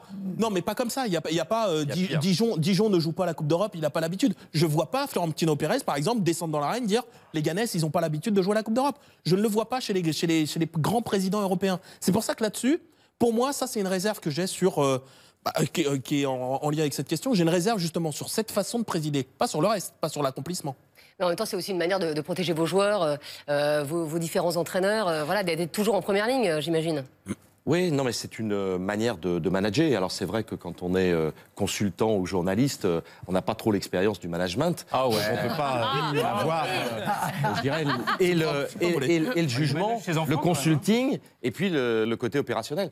Et bon, vous voyez, quand on analyse avec un peu de recul et en essayant de sortir, je dirais, du court terme, quand on reste 30 ans président d'un club et de manière aussi difficile, en ayant 10 ans avant tout le monde choisi le football féminin pour être champion d'Europe, de jouer 21 fois de suite consécutivement la Coupe d'Europe. C'est parce que visionnaire par ailleurs, c'est ça que je dis. Non mais c'est ça. Alors là, je préfère effectivement le côté visionnaire au côté non mais c'est ça. Non mais pour moi, c'est-à-dire que tout le reste, c'est visionnaire. La construction du stade. Juste un aparté. Quand on parle de modèle à la française, ben, c'est Lyon. C'est-à-dire que tu peux pas espérer avoir un État derrière un club. Tu peux pas espérer avoir une puissance, une fortune étrangère qui vient. Bon, je veux dire, tu jettes la pièce en l'air, ça retombe sur la tranche. Ça, c'est un pari insensé. Par contre, le modèle lyonnais, ça, c'est un vrai savoir-faire à la française. Construction d'un stade, valorisation de tes jeunes, les féminines, tout ça. Je trouve que cette structuration d'un club, je trouve que c'est visionnaire. Et pour le coup, Lyon, là, a vraiment 10 ans d'avance. Cette façon de voir la présidence a 10 ans d'avance. C'est sur la communication, je trouve que là, pour le coup, je la trouve rétrograde. Remarque, 10 de plus, 10 de moins de l'autre côté. Oui, ça fait une bonne moyenne, tu diras. On est à l'équilibre. Hein. Raymond Domenech, vous qui avez été entraîneur de Jean-Michel Aulas, est-ce que le fait... Alors, on va poser la question, Jean-Michel Aulas en fait-il trop? Vous dites non. Mais est-ce que vous, quand vous étiez entraîneur, vous vous sentiez protégé justement par la communication de Jean-Michel Aulas? Je veux dire que j'étais un peu dans le même registre, mais je pense que le fait d'avoir quelqu'un qui était capable d'assumer, de prendre les responsabilités, de faire les déclarations, de défendre avec l'arbitrage, parce que des fois les arbitres se trompent, et d'avoir quelqu'un qui est derrière et qui assume ses responsabilités, qui vient avec les conférences, le président il passe toujours. Il a toujours quelque chose à dire et toujours quelque chose à répondre. Ça soulage un entraîneur, ça soulage les joueurs et ça donne le ton à un club. En plus, voilà, on sait où on va, on sait qui dirige. Moi, je le dis en permanence pour tous ceux qui disent que M. Aulas en fait trop. Je dis, les présidents de club, au lieu de le critiquer, devraient l'imiter. Essayer de, je veux dire, quelque part, amener un plus. On ferait quoi, nous, comme débat, s'il n'y avait pas tous les tweets? Pour nous, c'est dire, on a besoin que ça vive, que ce soit... Je pense pas qu'ils le fassent pour nous. Hein. Non, mais pour ça nous aide bien quand même. Non, mais il l'a dit tout à l'heure, c'est aussi pour le management du club, la façon d'orienter, de préparer. Parce que souvent, moi je me souviens à l'époque, c'est quand il y avait un match de 15 jours ou 3 semaines après, il y avait un incident sur un match. Vous savez qu'en parlant et en l'activant, Giroud l'a fait bien avant, discrètement dans les vestiaires. Voilà, M. Aulas le faisait publiquement. Voilà, et on est dans un modèle qui est un petit peu différent, qui est le seul d'ailleurs valable pour les années futures, où l'actionnaire principal, c'est-à-dire celui qui investit, qui construit le stade, qui s'engage sur plusieurs centaines de millions, est aussi le manager. Alors que dans la plupart des cas, qui ne réussissent pas d'ailleurs, il y a antagonisme entre l'actionnaire et le manager, parce qu'à un moment donné, il y a un conflit d'intérêts qui devient tellement important que les lignes divergent. Donc on est dans un cas qui est très important, c'est-à-dire que non seulement je suis jugé sur les performances de l'entreprise club sportif, mais aussi sur l'entreprise tout court. Et donc, qui est le mieux placé pour pouvoir faire respecter un certain nombre de stratégies, de pouvoir contrôler qu'elles s'exécutent bien, parce qu'on dit toujours que dans un domaine comme celui-ci, c'est pas tant la stratégie qui est importante, c'est l'exécution de la stratégie. Et là, en l'occurrence, je suis des deux côtés, c'est-à-dire il y a la stratégie et puis l'exécution de la stratégie. Et alors, par contre, pour répondre à la question d'Estelle, bon, je me donne une règle, c'est effectivement d'être interventionniste avec les gens extérieurs et les consultants, mais à l'intérieur, je ne m'occupe absolument pas, contrairement à l'idée qui a été du terrain. C'est-à-dire que je fais confiance, je m'entoure que de gens compétents Et Raymond en faisait partie, c'est comme ça qu'on est remonté, parce qu'il faut se souvenir quand même que quand je reprends le club, c'est 20 millions de francs de résultats, 20 millions de francs de chiffre d'affaires et une 15e ou 16e place en Division 2. Donc pour pouvoir émerger d'une situation qui était une situation de start-up complète, ben, il a fallu prendre des règles, innover, essayer et prendre des risques. Donc voilà, donc c'est un tout et qui fait que l'indépendance aussi de parole, dans le siècle où l'on vit, c'est vraiment important de pouvoir dire à des gens qu'on apprécie, mais qui sont quelquefois aussi des juges le lendemain matin dans le journal, exactement ce qu'on pense, sans avoir l'idée de se faire en fait rabrouer, quoi. Alors vous, je sais que Bertrand Latour, il y a un truc qui vous agace quand même chez Jean-Michel Aulas, c'est la pression qu'il peut mettre sur les arbitres. Oui, c'est ça. Évidemment, on ne retire rien du tout à l'œuvre qui a été réalisée depuis 87. Et ça, je pense qu'on est tous unanimes pour le reconnaître. Mais ça n'empêche pas, comme le disait Dave, d'avoir des réserves sur certaines choses. Et moi, sur l'arbitrage, peut-être que ça, effectivement, c'est bénéfique pour l'institution olympique lyonnaise. Ça, d'ailleurs, c'est prouvé, puisque vous avez des résultats. Et souvent, dans les domaines dans lesquels vous insistez, vous êtes couronné de réussite. Mais moi, sur l'arbitrage, ça me pose un vrai problème que vous participiez en permanence à ce climat nauséabond autour du football et autour des arbitres, en mettant une pression qui ensuite, quand le match va se passer, va forcément intervenir dans les débats d'après-match. Je vais prendre des exemples assez concrets. Quand vous félicitez par exemple l'arbitre Monsieur Le Texier avant le match, qui a un pénalty pour Lyon qui peut être discutable, mais allez, quand bien même le pénalty sur Mariano est justifié, je rentre pas là-dedans, et qu'après le match vous le félicitez, vous ne pouvez pas empêcher, d'ailleurs nous les journalistes, et également les supporters des équipes adverses, de se dire ben c'est encore Aulas, voilà, il félicite l'arbitre, derrière, péno pour Lyon. Et je trouve vous êtes des gens intelligents, vous savez très bien qu'au moment où je fais cette déclaration, l'arbitre n'a pas été nommé. Donc eh bien, prenons la remarque est complètement dépassée. Je vais en prendre un autre. Sur un dimanche soir Montpellier-Marseille. Un dimanche soir Montpellier-Marseille. Donc lui, on n'est même pas impliqué. Il y a un pénalty pour l'Olympique de Marseille. On peut estimer d'ailleurs que, comme sur le cas de Mariano, il y a également pénalty sur Sanson. Et que vous tweetiez, alors vous n'êtes même pas impliqué, grosse erreur d'arbitrage, pour ne pas dire plus. D'ailleurs, déjà, grossière erreur, on n'est pas sûr. Pour ne pas dire plus, ça sous-entend quoi? Corruption non. Mais non, mais pour ne pas dire plus, il y a un flou. Ben, je trouve que ça, c'est négatif pour le football et que derrière ça, ça crée des débats, ça met une pression sur les arbitres. Ils ont un métier difficile. Si tous les présidents se disaient on ne parle pas de l'arbitre, déjà que les entraîneurs le fassent, c'est insupportable. Mais vous n'êtes pas obligé d'entrer dans l'arène pour mettre une pression. Bah, s'ils le font tous, ça Bielsa. Bielsa, il ne le faisait pas. Vous seriez pour l'interdire, ça d'ailleurs, qu'on interdise en France aux présidents, aux entraîneurs, aux joueurs de parler de l'arbitrage, comme ça tout le monde serait sur la même ligne et ça leur enlèverait de la pression. On est dans un siècle quand même de liberté. Oui. Vous, journalistes, alors on va vous interdire aussi de parler des présidents, vous êtes d'accord? Ah non. C'est pas la même chose. Moi, non. C'est pas la même chose. C'est aberrant. Non, mais nous, on vous met pas la pression, c'est pas la même chose. Quand on parle de vous, on vous met pas la pression. C'est vrai que quand vous parlez d'un arbitre, forcément, déjà qu'ils ont quand même une pression énorme sur les épaules, on peut se dire que ça, voilà, que ça peut fausser quelque chose. Non, alors, je vais vous dire une chose. Le principal défenseur des arbitres sur tous les plans internationaux, européens, pour que justement l'arbitrage progresse, ce sont les dirigeants de la fédération, les dirigeants de la Ligue, et j'en fais partie. Donc, n'imaginez pas que je fasse pression sur les arbitres. Au contraire, j'ai des relations extrêmement directes, extrêmement franches. Là, vous avez cité 2 cas. Depuis 10 ans, je pense que je n'ai jamais fait de remarques négatives sur nos arbitres. Mais quand vous perdez au Parc des Princes en début de saison, 2-0... Y avait-il des erreurs? Ah bah oui, mais et alors? Parfois vous en bénéficiez, non mais je veux dire c'est le foot, il y a des injustices dans la vie, parfois vous bénéficiez, admettons il y avait pas pour ça qu'il faut en parler. Toulouse ils ont été peut-être pénalisés contre vous parce qu'il n'y avait pas pénalty, et ben ça arrive, et le faire le lendemain matin, c'était pas vous directement, mais le Twitter de l'Olympique Lyonnais fait des vidéos etc. en disant en plus la réussite sourit aux puissants etc. Ça crée quand même, ne me dites pas que ça crée pas un climat malsain. Non, je crois pas. Enfin, franchement, là, on diverge. Enfin, vous êtes jeune, donc... mais je vais progresser. Vous pouvez progresser. Et donc, je vais progresser à votre contact, mais je me permettais de vous le dire quand même, parce que je vous respecte beaucoup et on vous dit que vous êtes admirable, mais aussi parfois... Mais si vous voulez venir à Lyon, on vous aidera à y voir beaucoup plus clair. J'y ai fait mes études et je serais ravi d'y retourner. Eh ben, voilà, revenez quand vous voulez. L'invitation. Vous serez bien accueillis. Et de la boxe avec Tony Chaperon, d'ailleurs, je crois aussi. Voilà, mais nous filmerons ce petit voyage, évidemment. Alors, Jean-Michel, vous réussissez quand même à faire le buzz, même quand vous n'êtes pas là. Ça a été le cas lundi, dans la 2000e de l'équipe du soir. Nicolas Sarkozy, ancien président de la République, était invité et il a tenu à vous faire part d'un petit message et également d'une question. Regardez.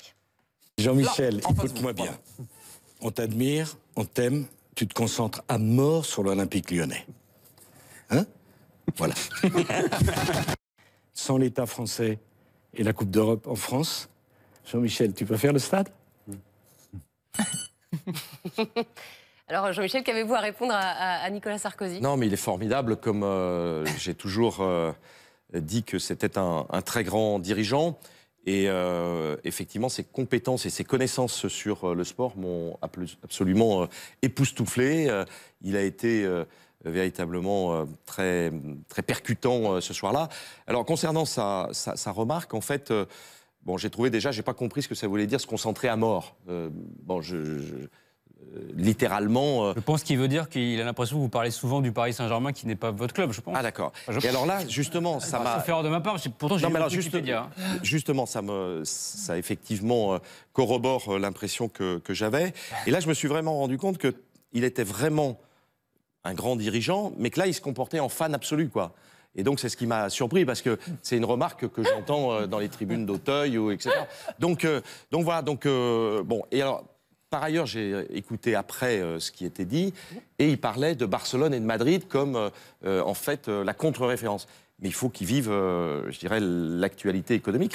Barcelone et Madrid sont deux clubs hyper performants sur le plan économique, qui sont avec des socios, donc il n'y a pas d'aide d'État.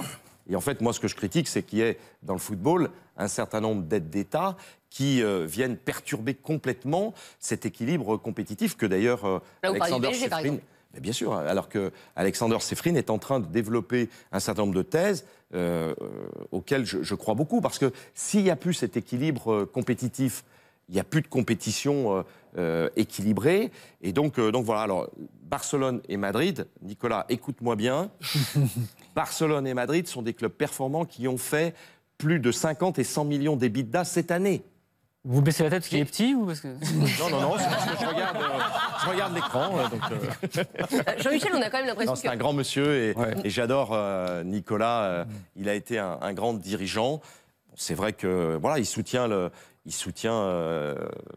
PSG et le Qatar, et vous avez posé autour de cette table des bonnes questions. On a quand même l'impression que vous aimez, vous adorez ça, vous retrouvez un peu au milieu de l'arène et au centre des polémiques et tout ça. Sinon, ça vous manquerait. J'ai l'impression que ça vous ennuierait, sinon. Non, mais c'est pas. Je pense que c'est pas l'idée d'être dans la polémique. C'est l'idée de servir un certain nombre d'idées au service de l'efficacité. Vous savez, bon. J'ai par ailleurs créé une entreprise il y a un petit peu plus de 35 ans en digital. À l'époque, il y avait Microsoft qui démarrait aussi. Bon, aujourd'hui, cette entreprise est un des leaders d'Europe. J'ai fait en sorte de me faire accompagner par des actionnaires américains, 2500 personnes, 70 pays dans le monde.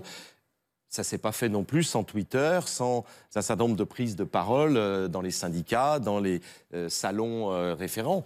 Donc c'est au service d'une idée, au service aussi, je dirais, d'une relation pour le football avec, comme j'ai dit tout à l'heure, les gens de terrain, parce que c'est ce qui m'intéresse. Ouais. Pendant 10 ans, bon, il y a eu les 7 ans où vous étiez champion, mais un petit peu avant, un petit peu après, vous étiez dans cette discussion-là. Vous étiez au centre, de fait, de l'actualité de la Ligue 1. Vous étiez le centre du football français de club. Avec l'arrivée du PSG, nouvelle version, quelque part, de fait, Lyon a été mis en retrait, puisque ça a correspondu aussi à un moment dit que j'étais tout le temps en première page. Non, mais alors voilà. Alors justement, j'allais y venir. En fait, je parlais de Lyon qui était en retrait. Est-ce que c'est pas aussi, cette communication, c'est pas aussi une façon de continuer à être au centre du jeu? C'est le dessin de Faro qui nous fait beaucoup rire. Est-ce que c'est pas une façon de continuer à être au centre du jeu? Être le premier contradicteur du PSG, être le premier opposant à un moment de l'OM? Est-ce qu'il n'y a pas ça? Et c'est pour ça, et je remercie Estelle et tout le monde de m'avoir accueilli, c'est que ça n'est absolument pas du superficiel, c'est pas de la forme, c'est du fond. C'est pas égotique. Si demain, tout à fait, si demain on ne respecte pas un certain nombre de règles, c'est pour ça que je m'adressais aux dirigeants français du football, et puis aussi à la compréhension de tous les gens qui suivent le football et qui aiment le football. S'il n'y a pas cet équilibre compétitif, demain le football français va mourir. Mais va mourir d'excès. Parce que quand vous avez un club qui a entre 700 et 800 millions, je sais que Paris a pensé que je le contestais, mais j'attends les bons chiffres, je suis assez sûr de moi, de chiffre d'affaires, ou tout au moins d'aide et de financement, et que le premier qui suit à 200 millions, c'est-à-dire 4 fois moins, il n'y a plus cet équilibre compétitif. Et vous êtes tenté de suivre et d'avoir cette course à l'échalote pour essayer justement d'être premier. Mais si vous le suivez, si vous suivez les choses, Le modèle explose. le modèle explose. Ouais, Et on est dans la bulle du football français actuellement. Parce que nos droits télé, comme pour reprendre ce qui a été dit tout à l'heure, nos droits télé sont de 750 millions d'euros. Les droits télé anglais sont de 3 milliards et quelques. Les droits espagnols de plus d'1,5 milliard, etc. On est devenus les nains sur le plan des ressources télévisuelles. Et vous avez un club qui, lui, est le géant, avec Manchester City, des ressources, mais qui ne sont pas des ressources, sont des ressources surnaturelles. Ce n'est pas des ressources que fabrique le club, c'est des ressources... Donc voilà, donc moi j'essaye simplement de mettre un peu de, on va dire, d'équité, un peu aussi... c'est un écosystème, c'est un système de spécialistes. Et il faut, avant de parler foot, parler d'économie du système, si on veut que dans 10 ans, eh bien, la Ligue 1 soit l'une des premières d'Europe. Et on a la possibilité de le faire maintenant, parce que je l'ai dit, on a, grâce à Nicolas Sarkozy, eu l'euro en France, qu'on a fait des stades, qu'on a développé une stratégie absolument pertinente. Mais il faut derrière qu'il y ait cet équilibre compétitif. Autrement, ça va exploser et on sera dans la bulle qu'ont connue l'immobilier, l'Internet ou d'autres. Qui finit par exploser. Alors Jean-Michel Aulas, je vais vous demander maintenant d'endosser le costume de Super Aulas. Vous allez devoir nous dire comment vous auriez géré, vous, président Aulas, certains gros dossiers du football français. Vous êtes prêts ? Oui, alors juste avant, si vous le permettez Estelle, je voulais dire quand même que bon, j'avais amené le maillot de l'Olympique Lyonnais parce qu'il y a des sponsors magnifiques. C'est le maillot de Fekir, vous savez, ça vous rappelle quelque chose? Oui. Donc sur ce maillot, il y a quand même Alila qui est un groupe formidable. Tu sais qu'on n'a pas le droit, Jean-Michel. Mais non, mais je sais bien, c'est pour ça que je suis là. Il y a Hyundai qui est un groupe formidable. Il y a MDA. Donc voilà, donc je voulais amener. Il est pour vous, Estelle. Franchement. Et c'est un maillot iconique. Ah bah écoutez, j'en suis ravie. Jean-Michel Aulas, attention. Vous allez devoir nous dire ce que vous auriez fait en tant que Super Aulas. Qu'auriez-vous fait si vous aviez dû gérer le penalty gate? Nous avons eu les mêmes situations, réunion avec l'entraîneur le lendemain matin et définition exacte, je crois que c'est ce qui a été fait d'ailleurs après, de qui doit tirer et qui doit ne pas le tirer. On a eu sur l'un des matchs, je crois que c'était entre justement Mariano à 3 et Depay. Depay et Nabil. Et bon, en fait, on s'est rendu compte que ça n'avait pas été suffisamment bien précisé. Pas écrit assez gros sur le tableau. Voilà, exactement. Mais c'est vrai. Mais ceci étant, pour un entraîneur, et c'est pour ça que moi, je suis un fan d'Emery, c'est que quand vous avez à gérer Cavani, Neymar, Mbappé, etc., c'est plus difficile de l'écrire en gros sur le... Donc voilà, donc ils l'ont écrit en gros après, parce que c'est des personnalités, c'est des joueurs fantastiques. Encore une fois, moi je suis pas contre ces joueurs merveilleux qui ont été embauchés au PSG, je suis même ravi, et je le dis tous les jours quand ils viennent au Groupama Stadium, parce que je l'avais oublié tout à l'heure. Donc oui, c'est bien, mais allez-y. Voilà, de le rappeler. Mais donc, C'était la marque des hot dogs aussi à la buvette. Hein. Jean-Michel Aulas, qu'auriez-vous fait si vous aviez été dans le bus de Nice Now? Ça, c'est une situation qui remonte, je dirais, avant. Raymond le sait, c'est un des rares. Je crois que la situation avant l'Afrique du Sud venait de choix de la fédération qui n'avaient pas été très explicites. Parce que changer de sélectionneur avant pour après, c'est un truc que tout président de club ne fera jamais. Voilà, donc je pense que j'aurais pris une décision extrêmement ferme de dire, bon, les contestataires, vous sortez. Et si on doit ne plus jouer parce que les contestataires sont trop nombreux, vous endosserez la responsabilité de ne pas représenter la France. Raymond Domenech, est-ce que vous pensez que ça aurait pu changer quelque chose si justement quelqu'un comme Jean-Michel Aulas avait été... C'est sans certitude. Hein. Ah, totalement. Je pense qu'il y en avait deux qui pouvaient le faire, c'était M. Le Gret et M. Aulas, qui avaient ce pouvoir auprès des joueurs. En plus, il y avait quelques Lyonnais qui étaient là, donc il y avait un vrai pouvoir. On n'avait pas de pouvoir à ce moment-là, c'était ça. On revient toujours à la même chose dans la structure, que ce soit une fédération, que ce soit un club. S'il y a des vraies responsabilités, des vrais pouvoirs, je pense même que s'ils avaient été là, ils auraient réfléchi autrement et qu'ils n'auraient même pas envisagé leur action. C'est tellement évident que, encore une fois, je regrette cette absence. Il y avait Pascal le grand frère aussi qui aurait peut-être pu faire quelque chose. Jean-Michel Aulas, qu'auriez-vous fait si vous aviez eu 222 millions d'euros à dépenser cet été? Bon, j'aurais déjà amélioré le stade encore. J'aurais mis beaucoup plus d'argent sur l'académie. Et puis, j'aurais renforcé encore l'équipe féminine parce que je sais maintenant, depuis que nous ne sommes plus champions, qu'en fait, quand on est champion, il faut tout faire, même au risque d'être dans la bulle, pour le rester. Jean-Michel Aulas, en tout cas, vous êtes notre invité aujourd'hui. À chaque fois qu'un invité vient dans l'émission, eh bien, il a le droit à un petit quiz. Ça s'appelle le 1 contre 1 et c'est tout de suite. Oh my God. Jean-Michel Aulas, Stade Gerland ou Groupama Stadium? Groupama Stadium? Blonde ou brune? Plutôt brune. Un beau fumigène ou une belle banderole? Une belle banderole. Bruno Genesio ou Raymond Domenech? Bruno Genesio. Bah, super. Il est entraîneur, c'est voilà. Si je dis l'inverse, c'est président du confirme. NECATEF. Hein, donc, Ah oui. Donc oui, je me le mets à dos en tant que président du NECATEF. Ou... Beaujolais ou Pétrus? Pétrus. Fekir ou Benzema? Nabil. Nasser ou Desplat? Choisir entre la peste et le choléra, c'est difficile. Hein, donc, non, Nasser. Coupé ou Lloris?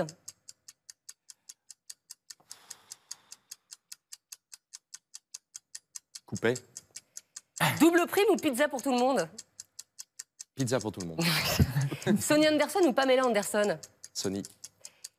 Défaite au parc ou défaite au Vélodrome? Défaite au parc. Neymar ou Mbappé? Neymar. Benzema ou Valbuena? C'est fini. Il est bon. Ah, il est bon. Ah, il est bien. Il manquait journal de l'équipe ou journal de Hard. Vous voyez à quoi vous avez échappé, Jean-Michel? Bah, c'est l'équipe. Jean-Michel, merci beaucoup d'avoir été notre invité. J'ai aussi un petit cadeau pour vous, sans sponsor, sans rien. Mais écoutez, c'est la une de l'équipe le jour de votre naissance. Alors, je donne juste l'année, 1949. Voilà, on tenait à vous offrir, évidemment, cette une de l'équipe. Merci beaucoup, Jean-Michel Aulas, d'avoir été avec nous et d'avoir répondu aussi franchement à nos questions. On vous souhaite une excellente fin de saison, bien sûr, avec l'Olympique Lyonnais, que ce soit en championnat et en Coupe d'Europe. Merci beaucoup. Et longue vie à l'émission. Et merci à tous. Vous avez été très bon. Merci Jean-Michel. Dans un instant, l'équipe d'Estelle continue. On parlera de Cavani et on parlera également de Zinedine Zidane, très en difficulté avec le Real. À tout de suite.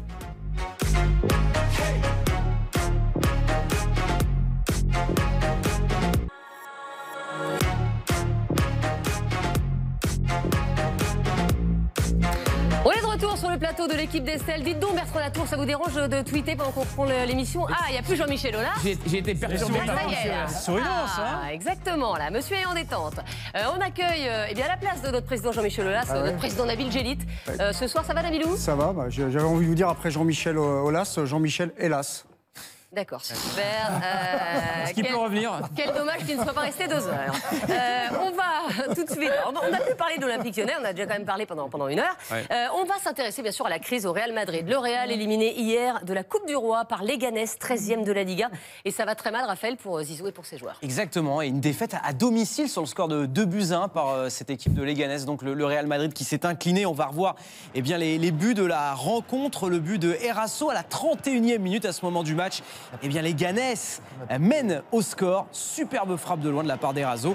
Karim Benzema, sur une passe de Lucas Vazquez, eh bien, va marquer. Voilà, c'est son premier but en 2018 à Karim Benzema. Un but partout. Mais le but qui va envoyer Leganés au tour suivant de la Coupe du Roi est marqué par Gabriel sur ce corner et qui élimine donc le Real Madrid.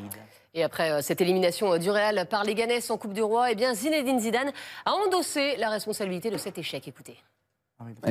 Es un resultado, bueno, lógico, porque el adversario ha hecho su partido y nosotros no. Y yo soy el responsable de eso. Para mí es un fracaso. Hoy Yo estoy muy decepcionado. Tracasso.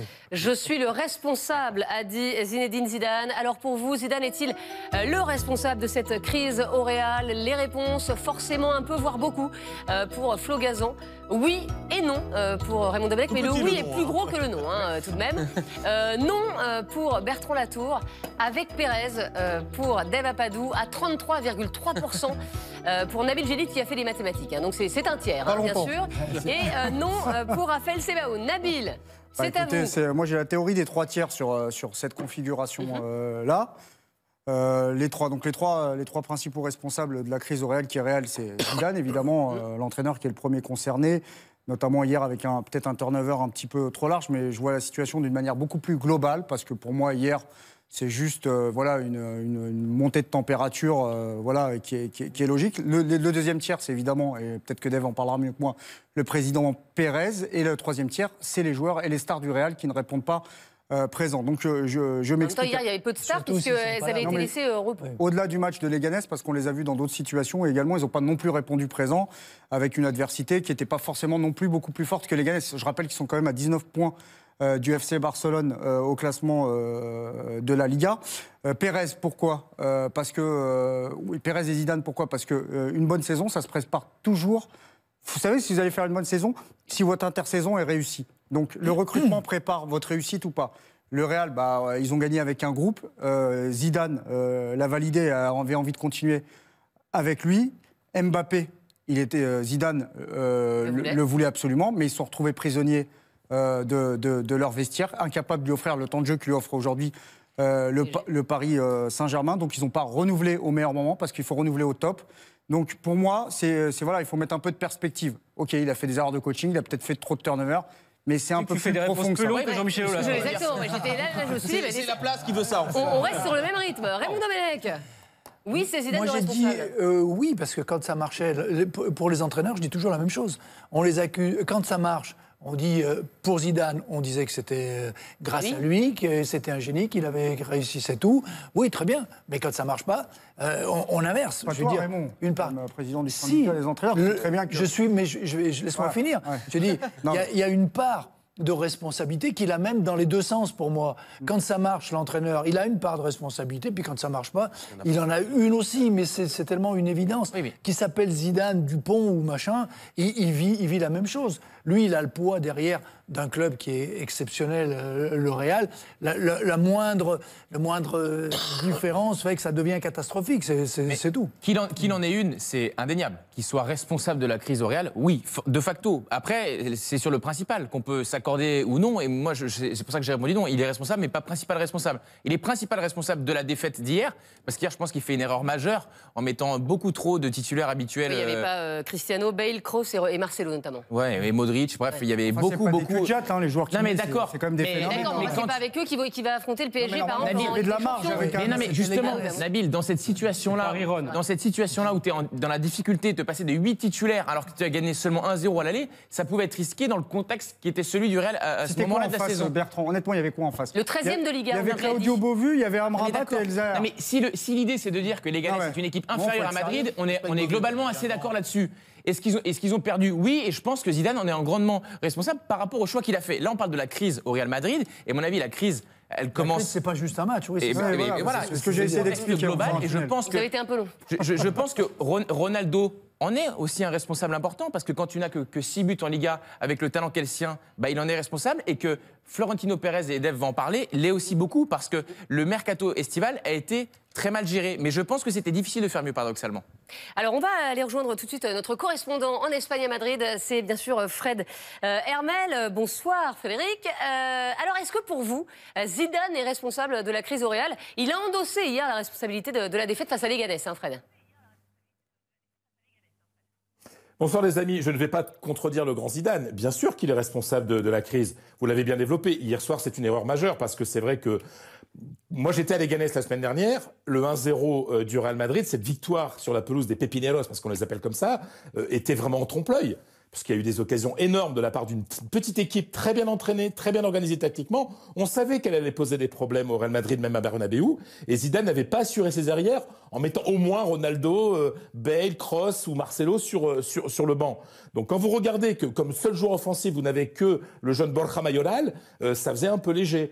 Donc il est clair qu'il est directement responsable de la défaite en Coupe d'hier, mais globalement, il est responsable de par sa philosophie. Le soir de la victoire en Ligue des Champions contre la Juventus Turin le 3 juin dernier, il dit au président, si tu touches pas mon effectif, je te gagne la 3e Ligue des Champions. Il s'est peut-être trompé, parce que le vestiaire avait peut-être besoin d'un peu plus de concurrence, d'un peu plus de renouvellement. Morata, Pepe, James Rodriguez n'ont pas été remplacés, ou alors par des jeunes qui n'avaient pas le niveau. Donc il y a peut-être une erreur dans la planification. Donc là, oui, Zidane est responsable depuis le début de ce qui arrive aujourd'hui à son équipe. Merci beaucoup Frédéric Armel d'avoir été avec nous. Raphaël. Et quand on fait le bilan de cette saison et qu'on la compare en chiffres à la saison dernière, c'est une équipe qui a déjà perdu 6 fois cette saison, toutes compétitions confondues. L'année dernière, elle n'avait perdu qu'à 5 reprises. Donc voilà, le nombre de défaites a été dépassé hier face à la Leganés. Vous voyez que c'est une équipe qui tourne à 3 buts par match, de buts marqués. Là, c'est 2. Et c'est une équipe qui, bizarrement, en revanche, encaisse moins de buts. Mais le nombre de victoires est moins présent. Et donc, ce nombre de défaites qui a été dépassé hier par le Real en moins de matchs. Dave Apadou. Je rebondirai en fait sur ce que disait Fred au sujet de la gestion de cette saison. Et effectivement, Nabil a raison. Tu vois dans l'avant-saison, quelque part, c'est là que tu as les signes de ce qui peut se passer. Une fois, Bernard Tapie expliquait que tous les ans, tous les 2 ans, il fallait renouveler. Alors, on va s'entendre sur la proportion, elle va plaire à Nabil, à peu près au tiers, un effectif qui a beaucoup gagné. C'est-à-dire qu'il y a beaucoup de kilomètres, qui a peut-être moins faim aussi au bout de 2 ans où tu as gagné des coupes, des championnats, et encore plus, eux, ils ont vraiment tout raflé. Et sous-estimer le fait que, naturellement, il y a un effet de décompression, et que naturellement, et c'est la nature humaine encore plus à ce degré d'excellence, que c'est bien d'introduire de la concurrence, que c'est bien de stimuler un groupe, et que là, c'est un groupe qui finalement vit dans un confort terrible. On sait qu'ils sont les titulaires, et les jeunes sont des jeunes, c'est-à-dire qu'ils ne peuvent pas aller bouger Ronaldo, ils ne peuvent pas aller bouger Benzema. Et combien de fois... Donc Mbappé aurait peut-être pas pu bouger non plus. Voilà, Ronaldo, Benzema, comme je vous le dis. On peut répondre sur le constat de Dave. Politique, là. Moi, simplement pour répondre sur le constat de Dave, je suis entièrement d'accord avec toi. Oui. Mais je pense que cette saison est un passage obligé pour le Real Madrid, parce que dans le management, à mon avis, c'est difficilement audible. C'est-à-dire que tu as tout gagné avec ton équipe et tu arrives... Peut-être que tu sais que tu es en fin de cycle, mais le problème c'est que Benzema il est dans l'équipe qui te fait gagner avec des champions. Ronaldo, c'est ton cadre depuis des années, des années. Pareil en défense, etc. Comment tu peux après justifier auprès d'eux, j'ai tout gagné avec vous, mais par contre je vais te mettre un Icardi, je vais te mettre tel mec, je vais te mettre... Et je pense que là c'est très compliqué et tu es un peu obligé de passer par une saison... À ce moment-là, tu t'appelles Guardiola et tu dis à Samuel Eto'o, merci pour tout. Mais la fin de l'histoire est là. Mais Guardiola, c'est le premier club qui l'entraîne aussi, Zidane. On a tendance à oublier que c'est un jeune entraîneur. Non, mais attendez, on n'est pas... Il a gagné 2 Ligues des Champions, mais il est tout jeune dans le métier. Mais il l'a connu en tant que joueur. On n'est pas en train de le condamner à la perpétuité, là. On est en train de dire, est-ce qu'il a une grosse part de responsabilité dans ce qui arrive à son équipe? Fatalement, oui. De la même façon qu'il avait une vraie part, et je suis d'accord avec Raymond, dans le succès de son équipe. Pourquoi? Parce que c'était une équipe qui avait été très bien managée. Je suis pas sûr qu'il leur ait appris à jouer au foot. Mais par contre, qu'est-ce qui les a bien managés? Sauf que ce groupe qui a été si bien managé, il y a un moment, il a fini par s'endormir. Tu devais parler de Pérez, il n'en a pas parlé finalement. Non, mais on n'a plus le temps. Non, mais c'est juste pour dire, le fait que Pérez, avec Neymar, soit en permanence en train de dire qu'ils mettent la pression, qu'ils veulent le récupérer, je vois la tête de Ronaldo. Ah bah oui. Et quand on est dans un club avec une star comme Ronaldo et que derrière, on dit qu'on veut prendre Neymar et qu'on fait tout, ça pose problème à la gestion de l'entraîneur. Il peut faire ce qu'il veut derrière. Parce que Zidane, il a essayé il l'a récupéré, Ronaldo, en disant que c'était le meilleur joueur du monde en permanence contre Messi. Et il a son président qui lui scie la branche. Compliqué. Là-dessus, lui, il fait le job. Je suis d'accord. Oui, n'oublie pas comme que Cristiano demande de l'argent depuis le début de la saison. Oui, mais c'est pas comme si on n'avait pas non plus. Oui, mais c'est pas que les lois sont difficiles. Et puis 5e bon, alors. Attendez. Bon, en tout cas, voilà, le Real qui file un mauvais coton, voilà, on peut le dire, puisqu'ils sont. Ils ont, oui, tout à fait. Je n'avais rien d'autre qui me venait. Vous allez le tweeter, ça, j'espère. Non, pas encore. Bon. Il y avait pas non, mais éliminés en Coupe du Roi, qui sont très loin du Barça en championnat et qui affronteront donc le PSG le 14 février prochain. C'est la seule chose qu'il leur reste. Évidemment, on fera d'autres débats sur le Real d'ici là, mais là, on est à la bourre. Par le temps. Voilà. Puisque tout de suite, voici toutes les infos foot de la journée. C'est le foutoir.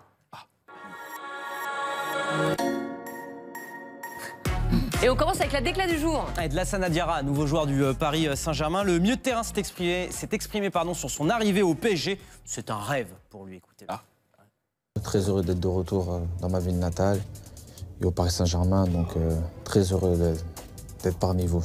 J'ai grandi avec le Paris Saint-Germain pas très loin de chez moi, donc c'est vrai qu'à mon âge, de revenir dans sa ville natale, au Paris Saint-Germain, avec tout ce que ça englobe et le super projet qui est mis en place, c'est quelque chose de grandiose et c'est quelque chose dont je suis fier et motivé. C'est pour ça que je suis très content d'être là aujourd'hui. Raymond, c'est un joueur que vous adoriez lorsque vous étiez sélectionneur de l'équipe de France. Ça vous ravit son retour en France? C'était un joueur exceptionnel. Je veux dire, dans le registre, il est comme Kanté. Un petit peu, c'est quelqu'un qui est là, qui stabilise, qui récupère, qui donne, qui fait jouer les autres, qui se met pas en avant. Je ne sais pas où il en est physiquement à l'heure actuelle, mais sur le potentiel, sur ce que j'ai connu moi, en plus c'est un mec super. C'est vraiment que je suis heureux pour lui qu'il puisse revenir, qu'il ait la possibilité de rejouer dans un grand club. Il aurait mérité continuellement d'y rester. Bertrand Latour, je sens moins d'enthousiasme de votre part. Non, mais il n'y a aucune réserve sur le jeu. Et Raymond le connaît encore mieux que moi. Donc y a pas, oui, un petit peu, mais ça ne m'avait pas échappé que Lassana était un super joueur. Mais le problème, c'est que évidemment, il retourne dans un grand club à 32 ans. Mais le problème, c'est qu'à chaque fois qu'il y était, il en est parti au bout de 6 mois. À chaque fois, ça se passe mal avec lui. N'exagérez pas. Moi, ce qui me surprend, c'est que si Paris Saint-Germain... Il a fait 4 ans, non, mais toi, je peux faire plus de 30 secondes, peut-être, sans allez-y. Tu peux aussi dire des choses justes. Et pour le coup, c'est faux. Parce qu'au Real, il est resté 4 ans. Il n'a pas fait 6 mois. C'est pas faux, parce qu'à chaque fois qu'il part d'un club, ça se passe très mal. Donc il n'a pas fait 6 mois. Il n'a pas fait 6 mois au Real. Non, mais il y avait peut-être une image, il y avait peut-être une imagerie, Nabil. Tu vois, tu en fais parfois. J'ai le droit d'en faire aussi. Et je trouve que Lassana, si le Paris Saint-Germain compte sur Lassana Diarra, 32 ans, après avoir autant investi pour gagner avec des champions, parce qu'ils sont incapables d'avoir un 6, alors que ce même joueur a joué 7 matchs dans l'année, je trouve que c'est bizarre. Après, sur ce qui est de l'homme, je le connais pas, je l'ai pas rencontré, donc j'ai pas la prétention de le connaître. Je dis simplement qu'à chaque fois, ces rapports humains sont bizarres. Voilà, donc j'espère que pour une fois, ça va très bien se passer et qu'il respectera son contrat jusqu'au bout, qu'il n'y aura pas d'exclande, que le contrat lui ira bien, qu'il n'y aura pas de clause sous sein privé. Mais à chaque fois, il y a des problèmes. Voilà, si je peux répondre, oui, il peut respecter. C'est moins long que tout à l'heure. Hein. Non, mais je vais faire un effort. Mais ça va aller très vite. Il peut respecter son contrat, aller jusqu'au bout, mais la partie contractante, comme à l'Olympique de Marseille, parce que tout n'a pas été nickel, peut aussi, de l'autre côté, respecter sa parole et ce qui a été dit. Donc il faut arrêter de dire qu'il y a des gentils et des méchants. Le football, c'est bien plus compliqué et plus nuancé. Et Bertrand, tu dis sera le mot de la fin sur ce dossier. Rien à ajouter, là. Rien à ajouter, évidemment. Le choc du jour, Raphaël. Remporté par Arsenal contre Chelsea en demi-finale retour de la Coupe de la Ligue anglaise. On va revoir les buts de cette partie. L'ouverture du score d'Eden Hazard sur une passe de Pedro. Regardez, hop là, Eden Hazard, il a trouvé l'angle pour marquer. L'égalisation de Rudiger contre son camp, un partout à ce moment du match de 12 minutes de jeu. Un beau CSC.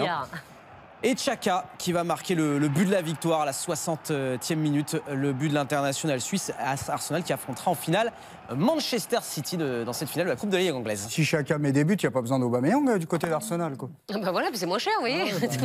Moins cher, c'est un peu la philosophie d'Arsenal en ce moment. Oui. La bonne opération du jour, Raphaël. De la Lazio de Rome qui est bien en match reporté de la 12e journée de Serie A, s'est imposé la victoire 3-0 face à l'Udinese. Le but de Samir, la 22e minute, contre son camp. Eh ben oui, mais Nani va marquer le deuxième but de la Lazio. Regardez à la 47e minute. Et puis le but du 3-0 signé Felipe Anderson. Donc victoire 3-0 de cette équipe, la Lazio qui est 3e de ce championnat d'Italie. Et puis en revanche, et on va voir les images, bien le voisin, la Roma, a fait match nul. Un but partout sur la pelouse de la Sampdoria de Gênes. L'ouverture du score de Quagliarella. Et ensuite, l'égalisation de la Roma signée Edin Dzeko. La Roma qui est 5e, donc pas dans les places qualificatives pour la Ligue des Champions, à 2 points de l'Inter Milan, 4e. La mauvaise nouvelle du jour. Pour Willian Cyprien qui souffre d'une lésion aux adducteurs. Voilà, il était de retour à la compétition depuis seulement quelques jours. Et bien, il va être mis au repos par Nice. Il sera absent pendant 3 semaines. Ça, c'est un coup dur pour Nice, Deva Padou, parce qu'il revenait bien. Ouais, il revenait bien. En plus, c'est vraiment un joueur c'est un super joueur. Ouais, qu'on aime tous. Et on était peinés de le voir loin des terrains. Il rechute. Bon, on espère que c'est vraiment juste une rechute. Voilà. Mais c'est vrai que oui, c'est pas une bonne nouvelle. Le transfert du jour. Alors Neven Subotic, ça y est, il a enfin signé du côté de l'AS Saint-Etienne un contrat de 18 mois pour le défenseur serbe du Borussia Dortmund. Il a réussi sa visite médicale et l'AS Saint-Etienne a communiqué sur cette arrivée. Vidéo. Ah, chouette. Ah, on adore leur vidéo. Dobrodošli. Wow, Dobrodošli. Merci. Non. Dobrodošli. Allez les Verts. Dobrodošli. Non, c'est ça? Vous avez un très bel accent, J'ai fait slovaque en deuxième. J'ai l'impression que vous avez recruté Martin Solveig, non? Non mais arrêtez. Est-ce que c'est un bon coup pour Saint-Etienne, Bertrand Latour? En serve plutôt. Quelques réserves. Il était excellent en 2014, sauf qu'en 2018. Donc, je ne sais pas si le temps. Jean-Michel Rabat-Joie.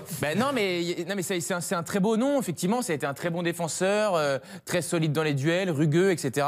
Normalement, il devrait jouer la Coupe du Monde avec la Serbie. Mais la Serbie, je pense qu'ils ne gagneront pas la Coupe du Monde. Mais par rapport à ce qu'ils ont à l'heure actuelle. Ouais, voilà, c'est ça. D'accord, oui. D'accord. Parce qu'il va remplacer Florentin Pogba ou Lacroix. Je pense que sur une jambe, il peut faire le boulot. Oui, si l'exigence c'est d'être meilleur que Florentin Pogba, oui, normalement il devrait. Non, mais on en est là, Bertrand. Oui, mais bon, c'est ce qu'ils ont en magasin. Florentin Pogba, il n'a rien demandé à personne, il se fait découper. Quoi. Est-ce qu'il danse la Pogba en ce moment? Attendez, on a le droit aussi d'estimer. Pour moi, je l'ai vu jouer. Florentin Pogba, il me fascine pas, quoi. Je veux dire, c'est pas très sympa ce que je dis. Dans le football, il n'y a pas des gentils et des méchants, c'est un peu nuancé. Je veux dire, on a le droit de penser que c'est un défenseur limité. Ceci dit, une remarque quand même, je ne sais pas ce qu'il vaut en valeur effective, mais leur mercato, il est clinquant. Ils nous avaient pas habitués à ça, Saint-Etienne. Ouais, franchement, ils nous avaient pas habitués à ça, Saint-Etienne. Alors j'espère que c'est pas. Ça paye pas. Exactement, un coup d'épée dans l'eau, parfois, histoire de se rassurer, de calmer un petit peu la fronde en prenant pas des joueurs un peu obscurs. Là, ils ont fait revenir Beric en plus, enfin voilà, ça fait 4 beaux noms. Ouais. Bon, on va voir si. Ils ont dû appeler cette Hélène, c'est pas possible. La cible du jour. Et de l'AS Monaco pour remplacer Guido Cario qui a été vendu 22 millions d'euros à Southampton. Il s'agirait d'Islam Slimani, l'international algérien de Leicester. Leonardo Jardim qui apprécierait énormément le profil du joueur. Il a très peu joué sous Claude Puel. Allez-y, mon avis, parce que je sais que vous voulez parler. Mondial de Islam Slimani, je l'ai fait en interview quand il était en Algérie, je suis toute sa carrière. Il a eu la chance déjà de travailler avec Jardim au Sporting du Portugal. Ils se connaissent parfaitement. C'est un attaquant aujourd'hui qui est numéro 3 à Leicester derrière Jamie Vardy et Okazaki qui jouent en pointe avec Claude Puel. C'est un joueur avec une abnégation exceptionnelle, un jeu de tête redoutable. Il avait été pas loin de signer à Marseille l'été dernier, mais finalement ça n'a été ni Slimani ni Aboubacar. Il doit pas être très cher alors. Mais pardon ? Il doit pas être très cher. C'est-à-dire parce que Marseille, ils n'achètent pas les joueurs non plus. C'est le prix de Mitroglou, pour être franc avec vous. Il est arrivé pour 35 millions d'euros du côté de Leicester. Bon, moi, il devait signer à Nantes il y a quelques saisons. Ça ne s'était pas fait parce qu'il voulait mettre que 150 000 euros en 3 fois. Bon, ça arrive, des fois, recruter malin. Il a failli signer dans beaucoup d'endroits. Ouais, c'est ça. Recruter malin, recruter radin. Moi, j'espère qu'il va venir, très sincèrement. Comme ça, si on en reparle, je disais que tu le trouves un peu surcoté quand même. Tu me disais en off, jamais de la vie. En tout cas, vous avez tout dit sur Slimani, voilà. On peut donner son âge, sa ville d'origine. Non, Raphaël l'a déjà fait. Raphaël l'a déjà fait. D'accord. La rumeur du jour, incroyable. Justement, on parle de l'attaquant Kostas Mitroglou qui pourrait quitter l'OM pour rejoindre la Turquie. Il intéresserait le club d'Aliana Sport, 13e de Super League. Voilà, c'est selon certains médias locaux. Il pourrait remplacer Wagner Love qui est parti à Beşiktaş. Oui, Nabil. J'allais dire la photo, elle date là parce qu'on ne le voit plus exprimer de cette chose. C'est la photo d'un des médias turcs. Ils ont mis cette photo, on n'est pas responsable des médias turcs. Vous avez du mal à trouver avec l'OM. Il faut lui mettre un maillot de Benfica pour le vendre parce que j'imagine que c'est pas dans ses projets de carrière parce que là ce serait quand même parce que là on parle pas d'un majeur de Turquie, on parle pas de Galatasaray, on parle pas de Beşiktaş, on parle pas de Fenerbahçe, on parle pas d'Istanbul bébé, on parle d'Alanya Sport. Ça m'étonnerait fortement que Kostas Mitroglou aille à Alanya Sport. Donc à un moment faut être sérieux. Il se plaît peut-être pas beaucoup à l'Olympique de Marseille en ce moment. Nous, il nous plaît beaucoup, ça nous fait marrer, il faut qu'il reste. Et vous pensez vraiment qu'il pourrait partir de l'Olympique de Marseille, Dave Apadou ? Oui, mais pas pour ce club. Je pense qu'il cherche une solution. Il cherche une solution pour le faire partir. Le problème, c'est qu'il va falloir trouver aussi quelqu'un. C'est ça le problème, c'est ce que j'allais vous dire. C'est le problème. C'est une opération financière qui va pas être gagnante. Moi, j'ai un peu peur qu'ils soient obligés quand même de se le transmettre. Comment tu fais pour vendre quelqu'un que tu n'as pas encore acheté ? Ça arrive. Ils ont acheté la moitié. Tu sais, il y a des agents, il s'appelle David Copperfield. Donc voilà, faut juste trouver David Copperfield. Si tu as trouvé David Copperfield, tu peux transférer n'importe qui. Ça peut être Sylvain Mirouf aussi. C'est ça. Le vétéran du jour. Oui, Florent Malouda continue de jouer au football à 37 ans. Il va rejoindre le championnat luxembourgeois et le FC Differdange. Voilà, après des expériences en Inde et puis en Égypte. Malouda va donc découvrir le championnat luxembourgeois. Ex-joueur du FC Metz, il a un peu aussi joué ailleurs qu'au FC Metz. Oui, tout à fait, oui. La carrière de Malouda au FC Metz. Nous avons pris l'article d'un média luxembourgeois. Mais on a le droit d'apprécier ces gens-là pour dire que c'était un voisin. C'est ça. Parce que Il pourrait très bien arrêter. Malouda, il a fait sa vie, il a bien gagné. Et moi, franchement, j'ai une énorme estime pour ceux qui continuent, même comme ça, dans des. C'est-à-dire qu'il aime vraiment le foot, quoi. Et là, il défiscalise en plus. Un petit mot, Herman Domenech, vous l'avez eu là aussi sous vos ordres. Il a fait la Coupe du Monde 2006 avec vous. Je suis d'accord, c'est vrai que des joueurs qui pourraient s'arrêter tranquillement, aller faire autre chose, vivre autrement, aller en vacances, et qui a envie de jouer, même dans des endroits où on se dit c'est improbable. Il est allé en Inde pour jouer, au Luxembourg. Bon, c'est bien. Voilà, avec son pied gauche, il mettra quelques sens. Je pense qu'il ne pourra plus courir beaucoup. Et qui s'imagine quand même que ce championnat-là, il faut quand même courir. Il va falloir physiquement qu'il soit costaud. Au milieu, quoi, en fait. Ou au milieu, il va distribuer des ballons. Je rappelle qu'on ne parlait pas de Patrice Evra. Hein. Donc la suite. Voilà, Florent Malouda, au Luxembourg, on termine avec la prolongation du jour, Raphaël. Oui, et c'est tombé il y a quelques instants. Eh bien, José Mourinho a prolongé son contrat avec Manchester United jusqu'en 2020, avec une année supplémentaire en option. On rappelle qu'il y avait eu des rumeurs qu'il envoyait il y a quelques semaines du côté du Paris Saint-Germain. Il a prolongé. Qui on n'envoie pas au Paris Saint-Germain? Mais lui, on l'avait beaucoup envoyé. L'entraîneur est en danger, non? Je sais pas, mais en tout cas, on avait envoyé Conte, et on avait envoyé Mourinho. On en enverra d'autres. Bon, c'est ce que j'allais dire. Ne vous inquiétez pas. On en trouvera d'autres. Eli Bop. Arrêtez l'émission encore dans un instant. On va parler du Paris Saint-Germain. Tiens, justement, le PSG qui a battu Guingamp 4-2 hier en Coupe de France, mais Cavani n'a pas marqué. Alors, est-ce que ça, c'est inquiétant? Eh bien, écoutez, donnez-nous votre avis sur les réseaux sociaux, #EDE. À tout de suite.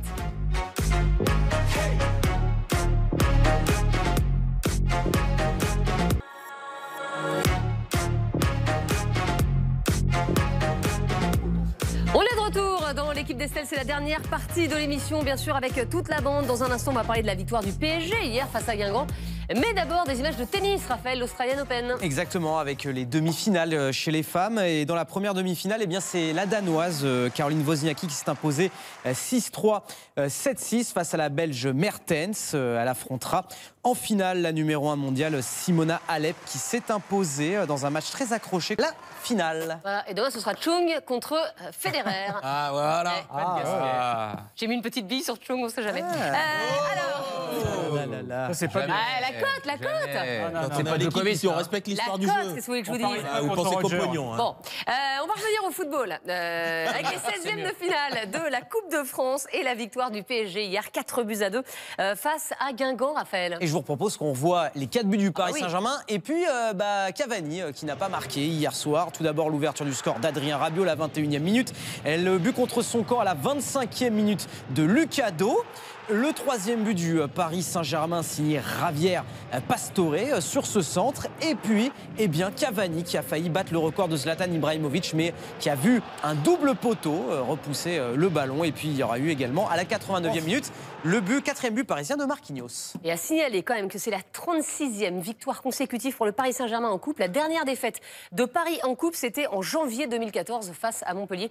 C'est quand même une série absolument extraordinaire. Cavani, donc, qui n'a toujours pas battu le record d'Ibrahimovic, compteur bloqué à 156 buts pour l'Uruguayen, qui n'a pas marqué depuis 2 matchs et qui n'a pas trouvé le chemin défilé, qu'une seule fois en 2018. Bon, c'est vrai qu'on n'est que le 25 janvier, mais enfin quand même. Alors, le niveau actuel de Cavani vous inquiète-t-il? Vos réponses. Samedi, on n'en parlera plus. Samedi, ce sera PSG Montpellier pour Flo Gazan. Non, ça ne vous inquiète pas, Raymond Domenech. Non, ça n'inquiète pas Bertrand Latour. Aïe, aïe, aïe, aïe, aïe. Ça inquiète Dave Apadou. Ça n'inquiète pas Nabil Djellit. Et ça n'inquiète pas non plus Raphaël Sebaoun. Tiens, je vais commencer avec vous, Bertrand Latour. Tu n'es pas inquiet? Mais non, moi je suis pas. Je suis d'un naturel optimiste et je. Bien sûr, oui, ça se voit à longueur d'émission.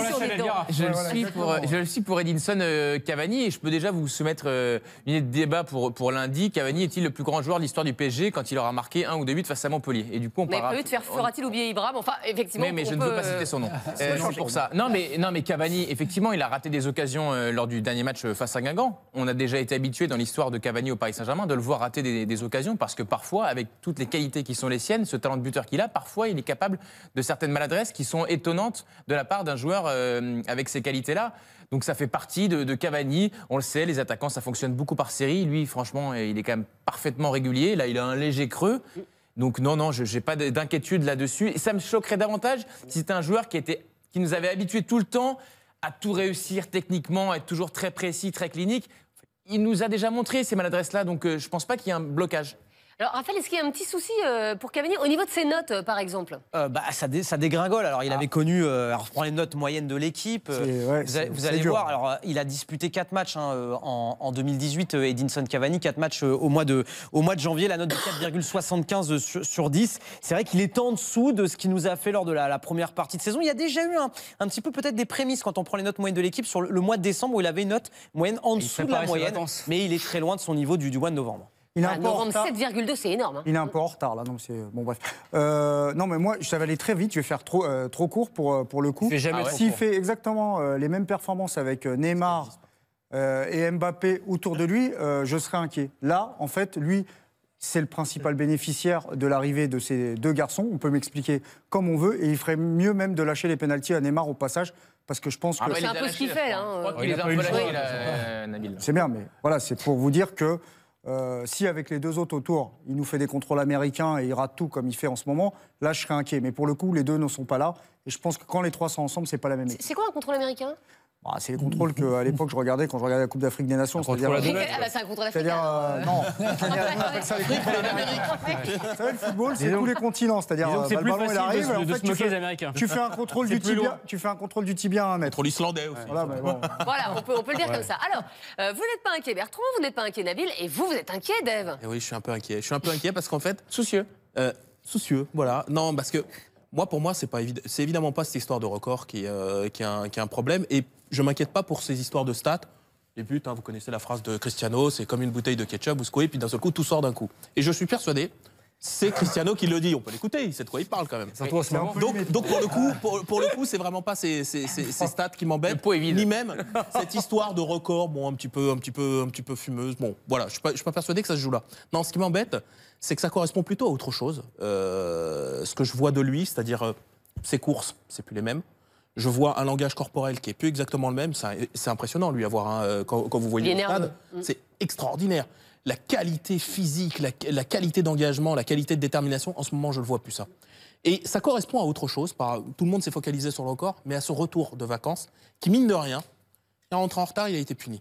Il s'est fait allumer par son capitaine.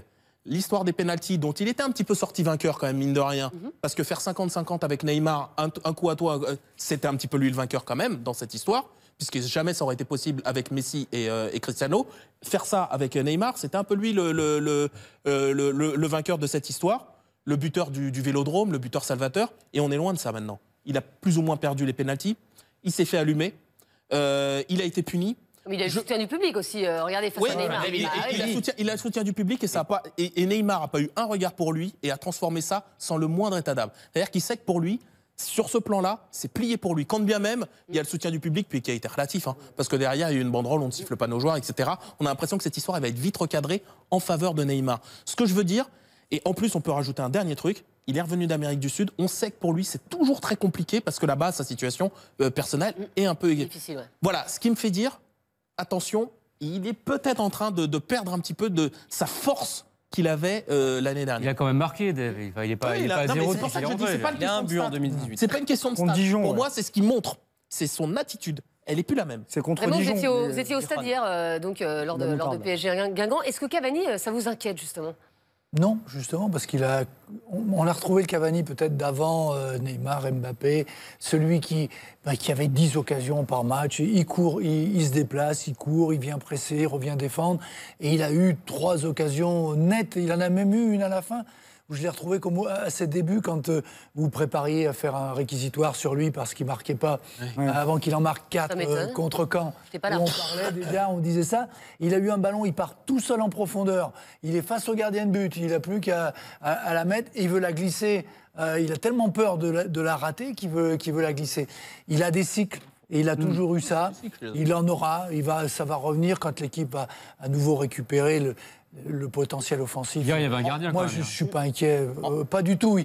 S'il n'avait pas eu du tout d'occasion, qu'il soit planqué, qu'on ne le voit pas, on peut dire oui, il y a un aspect psychologique. Mais là, non, il les a, les occasions, encore, comme il y a quelques temps. Alors, on va écouter Unai Emery. Il s'est exprimé sur le cas Cavani. C'était hier soir, après la victoire du PSG face à Guingamp. Elle est bonne, ça, le plus important, c'est créer des occasions. L'année passée, quand nous avons joué ici contre Arsenal pour la Champions, nous avons fait 1-1 et il a raté aussi 4 très claires occasions. J'ai parlé après avec lui, j'ai dit le plus important, c'est de créer des occasions. C'est vrai qu'aujourd'hui, si nous avons un peu d'efficacité, sûr que le match est plus clair pour nous. Mais je suis content pour la victoire, après le défaite de dimanche, je suis content aussi pour tous les joueurs et aussi je suis content pour Eddy. Voilà, c'est le même discours que Raymond Domenech. En fait, il a eu des occasions, donc on n'est pas inquiet. Est-ce qu'il peut y avoir quand même un blocage psychologique par rapport à ce record? Parce qu'on a l'impression que depuis qu'il est à 3 buts de ce record, eh ben, il y a quelque chose qui va un petit peu moins bien. Il peut se mettre une petite pression. On en parlait hier dans l'équipe du soir. C'est vrai qu'il y a une charge émotionnelle particulière. Pour lui, il est arrivé, il a été recruté pour 60 millions d'euros. Quand on recrute un joueur à 60 millions d'euros, Estelle, on le met dans des conditions préférentielles. Finalement, on l'a exilé sur le côté gauche. Ça a toujours été le second de Zlatan. La lumière a toujours été pour Zlatan Ibrahimovic, qui est de toute façon un carnivore et un loup. Et aujourd'hui, le mojo, comme on dit, il est en train de tourner. Et son destin est aussi en train de tourner avec le Paris Saint-Germain. Il n'a pas fait oublier Maradona à Naples et personne ne le fera oublier. Mais il est arrivé à un moment, avec ce record, où il peut faire oublier celui qui a été toujours son rival au Paris Saint-Germain, Zlatan Ibrahimovic, même si aujourd'hui Neymar est arrivé, mais c'est un autre registre. Mais quelque part, moi je pense, alors peut-être que d'autres ne seront pas d'accord, moi je pense qu'il se met une petite pression. Oui, parce que juste une remarque, Nabil parlait de Maradona à Naples. Il y en a un à Naples qui a subi ça il y a quelques semaines, c'est Marek Hamsik. Qui pouvait battre le record de Maradona, qui a fini par le battre. Mais alors, mon Dieu, il tournait à je ne sais combien de buts, enfin, toutes les semaines, il marquait. Il s'est retrouvé avec ce truc-là, et pendant quasiment 2 mois, il a pu marquer. Alors, puis, c'est pas faute d'avoir essayé, hein. Je crois qu'il a tout fait, même tirer les pénaltys, ça n'a pas marché. Voilà, je crois que ça, de temps en temps, faut... Le fantôme de Maradona. Oui, c'est ça, ouais. Le fantôme de Maradona. Mais voilà, peut-être que... Je suis d'accord, le plus vite sera le mieux. Le plus vite sera le mieux de se débarrasser un petit peu de cette question. Mais selon moi, je me dis attention, parce que j'ai l'impression quand même que sa situation dans le vestiaire depuis son retour, elle est plus aussi fluide qu'elle a pu l'être peut-être par le passé. Mais il va y avoir les grands événements, il va y avoir les qui vont les fédérer de fait, qui vont fédérer tout le monde. Ce que dit Dave, c'est important quand même là. Mais tu vois, sa situation dans le vestiaire. À part. Ouais, mais là, il est à part, mais il y a quand même l'arrivée d'un prédateur qui s'appelle Neymar, ça peut enfin, je suis pas en train de faire de la psychologie au comptoir, mais oui, bon, ok. Mais on a quand même quelques échos, quoi, voilà. Pas rentrer dans les détails. Bon, mais c'est pas le plus apprécié aussi. Je veux dire, on peut pas bien vivre ensemble et gagner, mais quand on vit ensemble bien, on a plus de chances de gagner. Oui, mais ça a été une constante pour Cavani depuis qu'il est au Paris Saint-Germain. Il avait déjà été tensé par ses partenaires, par Thiago Motta et Ibrahimovic, notamment quand il est arrivé en retard déjà de vacances au moment des fêtes de Noël. Oui, mais c'est une chose d'être tensé par Ibrahimovic et une autre chose d'être tensé peut-être par Thiago Silva, même si c'est par un clan. Là, c'était Ibra, Thiago Motta qui avait pointé du doigt auprès de l'entraîneur pour qu'il soit puni aussi. Donc c'était là aussi sévère. Cavani, il a toujours été un peu en marge. Je crois que c'est un solitaire. Je pense qu'il s'accommode très bien du fait de ne pas forcément être dans la lumière, ce qui ne veut pas dire qu'il n'a pas envie de tirer les pénaltys, etc. Ça ne veut pas dire qu'il n'a pas d'ego. Mais je pense que lui, être sous les projecteurs comme Neymar, je ne pense pas que ça le botte tant que ça. Non, je ne parle pas des projecteurs. Non, mais c'était pour répondre à Nabil. Lui, c'est le clan des poissons. Moi, sur la lecture de la sanction, etc., je n'ai pas exactement la même que toi. Au final, je trouve qu'il s'en sert plutôt bien. Il a raté 2 matchs en bois. Bon, ça va. Enfin, il n'a pas été sanctionné. On ne va pas refaire l'histoire de l'absence. Juste le truc, c'est qu'il a l'air plus nerveux sur le terrain. Ouais, mais enfin là quand même, regardez. Toujours les arbitres. Ah si, moi je le trouve toujours très mal. Ça s'est vu face à Lyon, ça s'est vu hier. Est-ce que vous pensez qu'il a pu être perturbé aussi par toutes les polémiques qu'il y a eu? Alors le penalty gate, effectivement, comme dit Dave, c'est passé, mais après il y a eu le nouveau penalty gate avec les sifflets sur Neymar. Quelque part, on a dit le public est pas très sympa avec Neymar, il est plus sympa avec Cavani. Est-ce que ça a pu le perturber, Raymond Domenech? Ça peut, oui, je pense qu'il peut y avoir une influence, mais c'est ce que je disais tout à l'heure. Il y a un moment, ce type de joueur, dans ces équipes-là, il y a des états d'âme. Mais il y a les événements qui vont arriver. Les grandes compétitions, là, il y a le Real qui arrive. Ça met tout le monde d'accord, ça. À un moment, c'est fini, tout le monde va revenir. Il n'y aura plus le record qu'on essaye de battre, il n'y a plus le clan des Brésiliens contre les autres Sud-Américains. Et tout ça, ils sauront tous que pour gagner, il faut qu'ils soient ensemble. Donc ils vont l'être. Ou alors ils se sabordent eux-mêmes, mais ça sera collectif. C'est pas Cavani qui va le faire. C'est pas la situation de Cavani. Ça veut dire que ce vestiaire-là, ils ont fait des groupes, des clans, et qui sont incapables de se souder le jour d'un événement majeur, comme sera le match du Real, c'est tout. Cavani, il est un pion parmi tout cela, avec son caractère, avec une position un petit peu en retrait par rapport aux autres. Pas dire ça. Mais sur le terrain, il est, pour moi, il est dans ce qu'on l'a vu vraiment au début. Il y a juste une petite différence quand même par rapport aux années passées. Alors l'année dernière, c'était un petit peu différent, mais on a su à quel point c'était différent. C'est qu'avant, quand bien même il y avait des affinités des clans, et c'est normal, j'imagine, dans un groupe de 20, 25, c'est normal qu'on ne soit pas à 25 amis. Simplement, il y avait un chef de guerre quasiment attitré. Tout le monde se rangeait derrière lui sans même discuter. Aujourd'hui, je ne trouve pas que ce soit très net. Je le cherche, moi, le chef de guerre. Les rôles, ouais. Franchement, on me dit Dani Alves, bon, peut-être, mais c'est pas sûr. Dani Alves, sur le terrain, c'est moins bien. Donc voilà, c'est compliqué d'être un chef. Bien sûr, un leader, quand il est moins bien, c'est extrêmement compliqué. Qui dégage un charisme. Si, c'est le capitaine et tout, c'est la figure tutélaire de vestiaire. C'est le rôle. Il fallait que tu te le payes. C'est le rôle de l'entraîneur. J'attendais, oui. Oui, ça tardait. Je suis un peu déçu.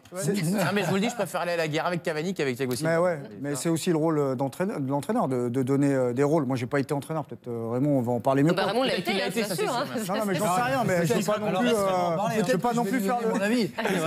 Non, mais c'est intéressant parce que moi j'ai des échos. Ce sera le mot de la fin, donc faites bien, oui. Non, mais j'ai des échos. Seulement. Non, mais après, il y a aussi. Moi, je m'excuse, je le dis comme je le pense. Emery, c'est un très bon entraîneur, mais en termes de management, j'ai des interrogations. Est-ce qu'il a clarifié les choses? Comme ça n'a pas été clarifié sur l'histoire du penalty, on ne sait pas qui est le chef. Donc, il y a un moment, il faut clarifier les choses. C'est qui le chef au PSG? Me demandez pas, normalement, c'est Neymar. Mais il l'a pas dit. C'est Estelle. Peut-être qu'il le dira. Un chef ne se décrète pas.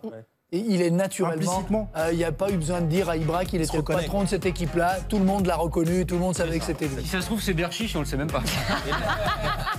Bon, en tout cas, merci messieurs d'avoir été avec nous pour cette 100e de l'équipe d'Estelle. Je vous le dis, c'est un bonheur de travailler chaque jour avec vous. Voilà, c'est déjà la 100e et c'est passé. Mais alors, une vitesse incroyable. On se retrouvera bien sûr demain pour la 101e, 17h45, 19h45 dans l'équipe d'Estelle. Tout de suite, c'est Olivier Ménard et toute sa bande. C'est l'équipe du soir. À demain. Salut.